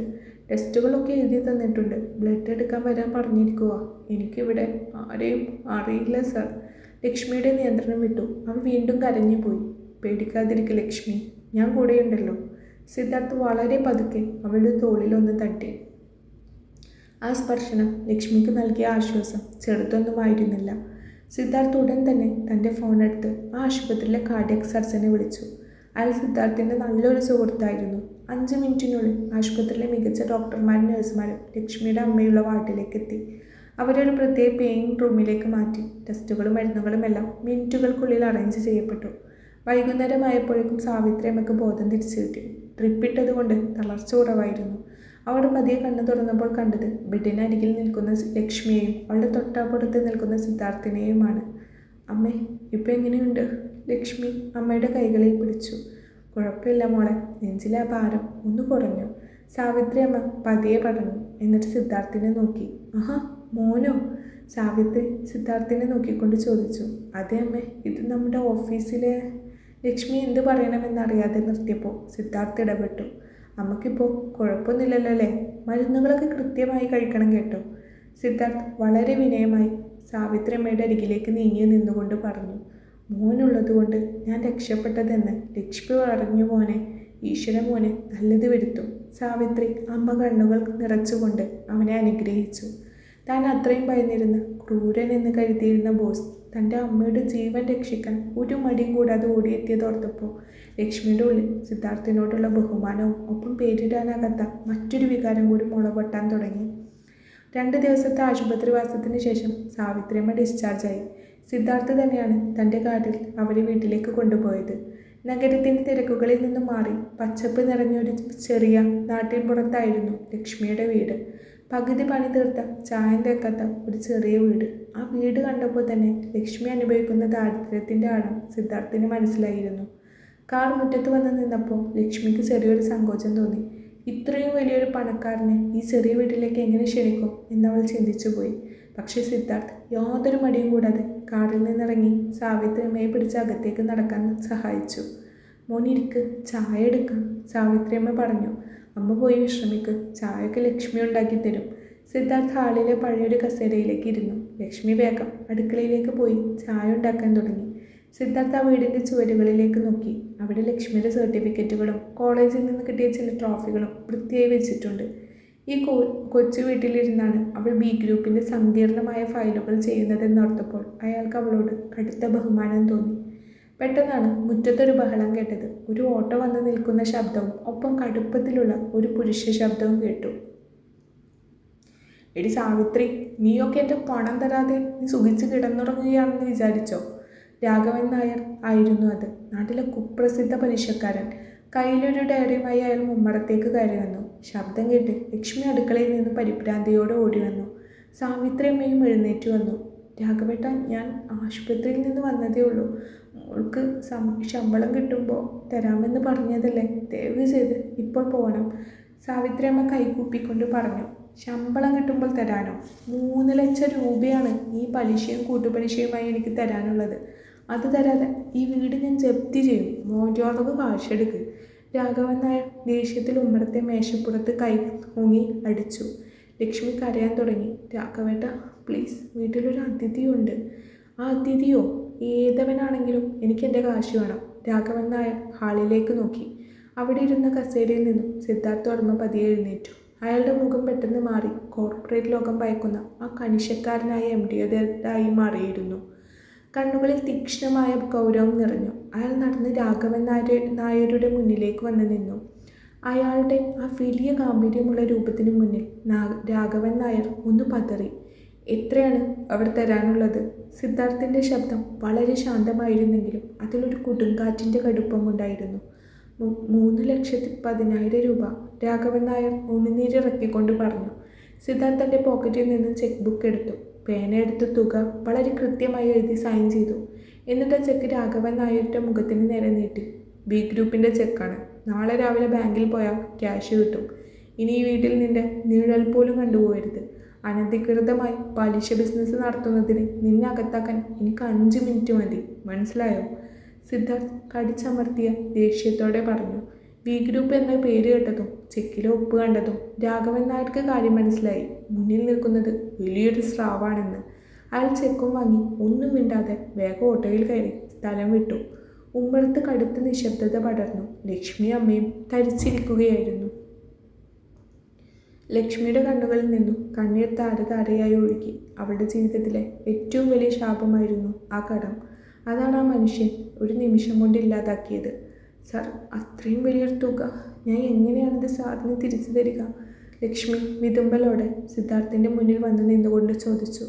സിദ്ധാർത്ഥ് അവളുടെ മുഖത്തേക്ക് നോക്കി. അവളുടെ കണ്ണീർ തുടച്ചു മാറ്റാൻ അയാളുടെ കൈകൾ തിരിച്ചെങ്കിലും അയാൾ സ്വയം നിയന്ത്രിച്ചു. നിന്റെ ശമ്പളത്തിൽ നിന്ന് എല്ലാ മാസവും ചെറിയൊരു തുക ഞാൻ പിടിച്ചോളാം ലക്ഷ്മി, അതുകൊണ്ട് നീ വിഷമിക്കണ്ട, സിദ്ധാർത്ഥ് സൗമ്യമായി പറഞ്ഞു. പക്ഷേ സാർ എന്തിനാണ് ഞങ്ങൾക്ക് വേണ്ടി ഇത്രയും ചെയ്തത്? സിദ്ധാർത്ഥ് ഒന്ന് പെട്ടെന്ന് പുഞ്ചിരിച്ചു. ഞാൻ ചെയ്തത് ഒരു ഇൻവെസ്റ്റ്മെൻറ്റാണ് ലക്ഷ്മി. വി ഗ്രൂപ്പിൻ്റെ ചരിത്രത്തിലെ ഏറ്റവും മികച്ച ഉദ്യോഗാർത്ഥിക്ക് വേണ്ടി ചെയ്തൊരു ഇൻവെസ്റ്റ്മെൻറ്റ്. നീ സന്തോഷത്തോടെ ഇരുന്നാലല്ലേ എനിക്ക് കമ്പനിയിൽ ലാഭമുണ്ടാക്കാൻ പറ്റൂ. അവൾ സിദ്ധാർത്ഥിൻ്റെ കണ്ണുകളിലേക്ക് നോക്കി. ആ കണ്ണുകളിൽ അപ്പോൾ കണിശക്കാരനായ ബോസ് ആയിരുന്നില്ല, മറിച്ച് തങ്ങളെ നെഞ്ചോട് ചേർത്ത് പിടിക്കുന്ന ഒരു വലിയ കാവൽക്കാരനായിരുന്നു. ചായ തണുത്തു പോകും ലക്ഷ്മി, പോയി എടുത്തു വെക്കടോ, സിദ്ധാർത്ഥ് അന്തരീക്ഷം മാറ്റാനായി പറഞ്ഞു. ലക്ഷ്മി കണ്ണീർ തുടച്ച് അടുക്കളയിലേക്ക് നടന്നു. ചായ ഗ്ലാസ്സിലേക്ക് പകർത്തുമ്പോൾ അവളുടെ ഹൃദയമിടിപ്പ് വളരെ വേഗത്തിലായിരുന്നു. അവൻ്റെ ഉള്ളിലെ സ്നേഹത്തിൻ്റെ ആഴം അവൾ തിരിച്ചറിയുകയായിരുന്നു. തൻ്റെ ജീവിതത്തിലെ ബാധ്യതകൾ മാത്രമല്ല, തൻ്റെ ഹൃദയവും അയാൾ പോലും അറിയാതെ അയാൾ ഏറ്റെടുത്ത് കഴിഞ്ഞിരിക്കുന്നു എന്ന് ലക്ഷ്മി ആ നിമിഷം തിരിച്ചറിഞ്ഞു. പുറത്ത് മുറ്റത്തെ തെച്ചിപ്പൂക്കൾക്കിടയിൽ ഒരു കുളിർക്കാറ്റ് ആ കൊച്ചു വീട്ടിലേക്ക് വീശിയടിച്ചു. അതൊരു പുതിയ പ്രണയകാലത്തിൻ്റെ തുടക്കമായിരുന്നു. ഇന്നാക്ക് ഒരാഴ്ചയായി സിദ്ധാർത്ഥ് ഓഫീസിലേക്ക് വന്നിട്ട്. ആ വലിയ ഗ്ലാസ് ക്യാബിനിലേക്ക് നോക്കുമ്പോഴൊക്കെ ശൂന്യത അവളെ വല്ലാതെ ശ്വാസം മുട്ടിച്ചു. പനിയാണെന്നോ മറ്റോ ആരോ പറയുന്നത് ലക്ഷ്മിയും കേട്ടിരുന്നു. ആദ്യത്തെ 2 ദിവസം വലിയ കാര്യമാക്കിയില്ലെങ്കിലും പിന്നീട് കടന്നുപോയ ഓരോ നിമിഷവും അവളുടെ ഉള്ളിൽ ആദ്യം കൂടി വന്നുകൊണ്ടിരുന്നു. ഫോണിൽ വിരൽ തൊടുമ്പോഴൊക്കെ സിദ്ധാർത്ഥ് സാർ എന്ന പേര് തെളിഞ്ഞു വന്നെങ്കിലും ഒരു മെസ്സേജ് അയക്കാനുള്ള ധൈര്യം അവൾക്കുണ്ടായില്ല. എന്തോ അന്നൊരു ദിവസം കൂടിയേ അവൾക്ക് സിദ്ധുവിനെ കാണാതെ പിടിച്ചു നിൽക്കാൻ സാധിക്കുമായിരുന്നുള്ളൂ. ഉള്ളിലെ പ്രണയവും ആശങ്കയും ഒരു കൊടുങ്കാറ്റയായി മാറിയപ്പോൾ അവൾ തൻ്റെ എല്ലാ ഭയങ്ങളെയും മാറ്റിവെച്ച് രണ്ടും കൽപ്പിച്ച് അനാമികയിൽ നിന്നും സിദ്ധാർത്ഥിൻ്റെ ഫ്ലാറ്റിൻ്റെ അഡ്രസ്സ് ഒപ്പിച്ചു. ഓഫീസ് സമയം കഴിഞ്ഞയുടനെ ഈശ്വരനെ ധ്യാനിച്ചുകൊണ്ട് ലക്ഷ്മി സിദ്ധുവിനെ കാണാൻ ആ വലിയ ആഡംബര ഫ്ലാറ്റിലേക്ക് പുറപ്പെട്ടു. നഗരത്തിൻ്റെ മധ്യത്തിൽ ആകാശം മുട്ടി നിൽക്കുന്ന അപ്പാർട്ട്മെൻറ്റ് സമുച്ചയത്തിൽ 10ാം നിലയിലായിരുന്നു സിദ്ധാർത്ഥിൻ്റെ ഫ്ലാറ്റ്. ലിഫ്റ്റിൽ നിന്ന് പുറത്തേക്ക് ഇറങ്ങി ആ വലിയ വാതിലിന് മുന്നിൽ നിൽക്കുമ്പോൾ ലക്ഷ്മിയുടെ കൈകൾ വിറക്കുന്നുണ്ടായിരുന്നു. അവൾ പതിയെ കോളിംഗ് ബെല്ലിൽ വിരലമർത്തി. കുറച്ച് സമയത്തെ നിശബ്ദതയ്ക്ക് ശേഷം അകത്തു നിന്നും കാൽപെരുമാറ്റം കേട്ടു. വാതിൽ പതിയെ തുറക്കപ്പെട്ടു. മുന്നിൽ നിൽക്കുന്ന രൂപത്തെ കണ്ട് ലക്ഷ്മിയുടെ കണ്ണുകൾ നിറഞ്ഞുപോയി. കടും ചാര നിറത്തിലുള്ള ടീഷർട്ടും കറുത്ത പാൻസുമാണ് അവൻ ധരിച്ചിരുന്നത്. പനിയുടെ തളർച്ചയാൽ കണ്ണുകൾ അവൻ്റെ കുഴിഞ്ഞുപോയിരിക്കുന്നു. ലക്ഷ്മി അവിടെ ആ സമയത്ത് കണ്ടത് സിദ്ധാർത്ഥ ശരിക്കും അത്ഭുതപ്പെട്ടുപോയി. ഒരു നിമിഷം താൻ കാണുന്നത് സ്വപ്നമാണ് എന്ന് പോലും അയാൾ സംശയിച്ചു. വിശ്വസിക്കാനാവാത്ത ഭാവത്തോടെ അവൻ അവളെ തന്നെ നോക്കി. ലക്ഷ്മിയോ? താൻ എന്താണ് ഈ സമയത്ത് ഇവിടെ? സിദ്ധാർത്ഥിൻ്റെ ശബ്ദത്തിൽ നേരിയ ഇടർച്ചയുണ്ടായിരുന്നു. ചോദ്യം കേട്ടതും ലക്ഷ്മി വല്ലാതെ പരിഭ്രമിച്ചു. തൻ്റെ ചുരിദാറിൻ്റെ തുമ്പിൽ വിരലുകൾ പിണച്ചുകൊണ്ട് അവൾ തല താഴ്ത്തി. വരികൾ തൊണ്ടയിൽ കുടുങ്ങുന്നത് പോലെ അവൾക്ക് തോന്നി. ഞാൻ സാറിനെ കാണാൻ, അവൾ വിക്കി വിറച്ചുകൊണ്ട് പറഞ്ഞു. അവളുടെ ആ നിഷ്കളങ്കമായ പരിഭ്രമവും കണ്ണുകളിൽ ആദ്യം കണ്ടപ്പോൾ സിദ്ധാർത്ഥിൻ്റെ ചുണ്ടിൽ ഒരു നേരിയ പുഞ്ചിരി വിരിഞ്ഞു. ഉള്ളിലേക്ക് വരൂ. അയാൾ വാതിൽ അല്പം കൂടി തുറന്നു കൊടുത്ത് വഴിമാറി നിന്നു. ലക്ഷ്മി പതുക്കെ അകത്തേക്ക് കടന്നു. തികച്ചും ആധുനികമായ എന്നാൽ പുരുഷന്മാർ മാത്രം താമസിക്കുന്ന വീടുകളുടെ ഒരു അലസത നിറഞ്ഞ ഫ്ലാറ്റ്. മേശപ്പുറത്ത് കുറേ ഗുളികകളും വെള്ളക്കുപ്പികളും ചിതറി കിടപ്പുണ്ടായിരുന്നു. ഇരിക്കൂ, സിദ്ധാർത്ഥ് സോഫയിലേക്ക് ചൂണ്ടി പറഞ്ഞു. എന്താ പെട്ടെന്ന്? ഓഫീസിൽ എന്തെങ്കിലും പ്രശ്നമുണ്ടോ? അതോ പ്രോജക്റ്റ്? ഓഫീസിൽ പ്രശ്നമൊന്നുമില്ല സാർ. സാർ ഒരാഴ്ചയായി ഓഫീസിൽ വന്നിട്ട് കടുത്ത പനിയാണെന്ന് അറിഞ്ഞു. ആരും ഇവിടെ കൂടെ ഇല്ലേ എന്ന് ചോദിച്ചപ്പോൾ അനാമിക പറഞ്ഞു സാർ ഒറ്റക്കാണ് താമസിക്കുന്നതെന്ന്. അതുകൊണ്ട് എനിക്ക് വരാതിരിക്കാൻ കഴിഞ്ഞില്ല. അവളുടെ വാക്കുകളിൽ ആത്മാർത്ഥത സിദ്ധാർത്ഥിൻ്റെ ഹൃദയത്തെ അലിയിച്ച് കളയുന്നതായിരുന്നു. അവൻ അവളെ തന്നെ സൂക്ഷിച്ചു നോക്കി. തനിക്ക് കുഴപ്പമൊന്നുമില്ല ലക്ഷ്മി സാധാരണ ഒരു വൈറൽ ഫീവർ എന്ന് പറയുമ്പോഴേക്കും സിദ്ധാർത്ഥ് ശക്തമായി ചുമക്കാൻ തുടങ്ങി. അവൻ തളർച്ചയുടെ സോഫയിലേക്ക് ചാരിയിരുന്നു. അത് കണ്ടതും ലക്ഷ്മിയുടെ ഉള്ളിലെ ഭയമെല്ലാം എങ്ങോ മാറി മറിഞ്ഞു. അവൾ വേഗം എഴുന്നേറ്റ് അയാളുടെ അരികിൽ ചെന്നു. സിദ്ധാർത്ഥിൻ്റെ നെറ്റിയിൽ അവൾ പതിയെ കൈവച്ച് നോക്കി. എൻ്റെ ഈശ്വര, നല്ല ചൂടുണ്ടല്ലോ സാർ. സാർ ഉച്ചക്ക് ആഹാരം കഴിച്ചോ? മരുന്ന് കഴിച്ചോ? അവളുടെ ശബ്ദത്തിൽ പരിഭ്രാന്തി നിറഞ്ഞു. ഇല്ല, സർവൻ്റ് ഇന്ന് വന്നില്ല. ഒന്നും കഴിക്കാൻ തോന്നിയില്ല. അതുകൊണ്ട് ഒരു കൊച്ചുകുട്ടിയെ പോലെ സിദ്ധാർത്ഥ് തലയാട്ടി. സാർ ഇവിടെ കിടന്നു, ഞാൻ ഇപ്പോൾ വരാം. ലക്ഷ്മി ഒട്ടും സമയം കളയാതെ അടുക്കളയിലേക്ക് കടന്നു. ഫ്രിഡ്ജ് തുറന്നു നോക്കിയപ്പോഴും ആവശ്യത്തിന് അരിയും പച്ചക്കറിയും ഒക്കെ ഇരിപ്പുണ്ടായിരുന്നു. അവൾ വേഗം സ്റ്റൗ കത്തിച്ചു. സിദ്ധുവിന് വേണ്ടി ജീരകവും ചെറിയുള്ളിയും ഒക്കെ ഇട്ട് നല്ല ചൂടുള്ള ജീരകക്കഞ്ഞിയും പപ്പടം ചുട്ടതും ചമ്മന്തിയും അവൾ തയ്യാറാക്കി. അരമണിക്കൂറിന് ശേഷം ഒരു ട്രെയിൽ കഞ്ഞിയുമായി ലക്ഷ്മി ഹാളിലേക്ക് വരുമ്പോൾ സിദ്ധാർത്ഥ് സോഫയിൽ കണ്ണുകൾ അടച്ച് കിടക്കുകയായിരുന്നു. അവൾ പതിയെ വിളിച്ചു. സാർ എഴുന്നേൽക്കൂ, കഞ്ഞി കുടിച്ചിട്ട് മരുന്ന് കഴിക്കാം. സിദ്ധാർത്ഥ് കണ്ണുകൾ തുറന്നു. മുന്നിൽ നിൽക്കുന്ന ലക്ഷ്മിയെ കണ്ടപ്പോൾ അയാളുടെ മനസ്സ് നിറഞ്ഞു.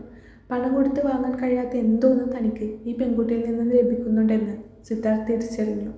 ഞാൻ തരാം. അവൾ കസേര അല്പം കൂടി അടുപ്പിച്ചു വെച്ചിരുന്നു. സ്പൂണിൽ കഞ്ഞിയെടുത്ത് ചൂടാറാൻ പതിയെ ഊതിയ ശേഷം അവൾ അത് സിദ്ധാർത്ഥിൻ്റെ ചുണ്ടുകളോട് അടുപ്പിച്ചു. സിദ്ധാർത്ഥ് ഒന്നും മിണ്ടാതെ അവളുടെ കണ്ണുകളിലേക്ക് നോക്കിക്കൊണ്ട് അത് കുടിച്ചു തുടങ്ങി. അവളുടെ മുഖം നാണം കൊണ്ട് ചുവപ്പ് രാശി പടർന്നു കഴിഞ്ഞിരുന്നു. കഞ്ഞി കുടിച്ച് കഴിഞ്ഞതും ലക്ഷ്മി അവന് ഗുളികയും വെള്ളവും എടുത്ത് നൽകി. മരുന്ന് കഴിച്ച ശേഷം സിദ്ധാർത്ഥ് എടുക്കാൻ പോയി. ലക്ഷ്മി പാത്രങ്ങളെല്ലാം കഴുകി വൃത്തിയാക്കി തിരികെ പോകാനായി അവളുടെ ബാഗും എടുത്ത് സിദ്ധാർത്ഥിൻ്റെ കിടപ്പുമുറിയുടെ വാതിലിൻ്റെ അരികിലേക്ക് വന്നു. സാർ, അപ്പോൾ ഞാൻ ഇറങ്ങുകയാണ്. മരുന്ന് കൃത്യമായി കഴിക്കണം കേട്ടോ. നാളെ രാവിലെ ഞാൻ... ലക്ഷ്മി പറഞ്ഞു പൂർത്തിയാക്കും മുമ്പ് സിദ്ധാർത്ഥ് കട്ടിലിൽ നിന്ന് എഴുന്നേറ്റ് അവളുടെ മുന്നിലേക്ക് വന്ന് നിന്നു. ലക്ഷ്മി, സിദ്ധു നേരിയ ശബ്ദത്തിൽ വിളിച്ചു. അവൾ തലയുയർത്തി നോക്കി. പെട്ടെന്നാണ് അത് സംഭവിച്ചത്.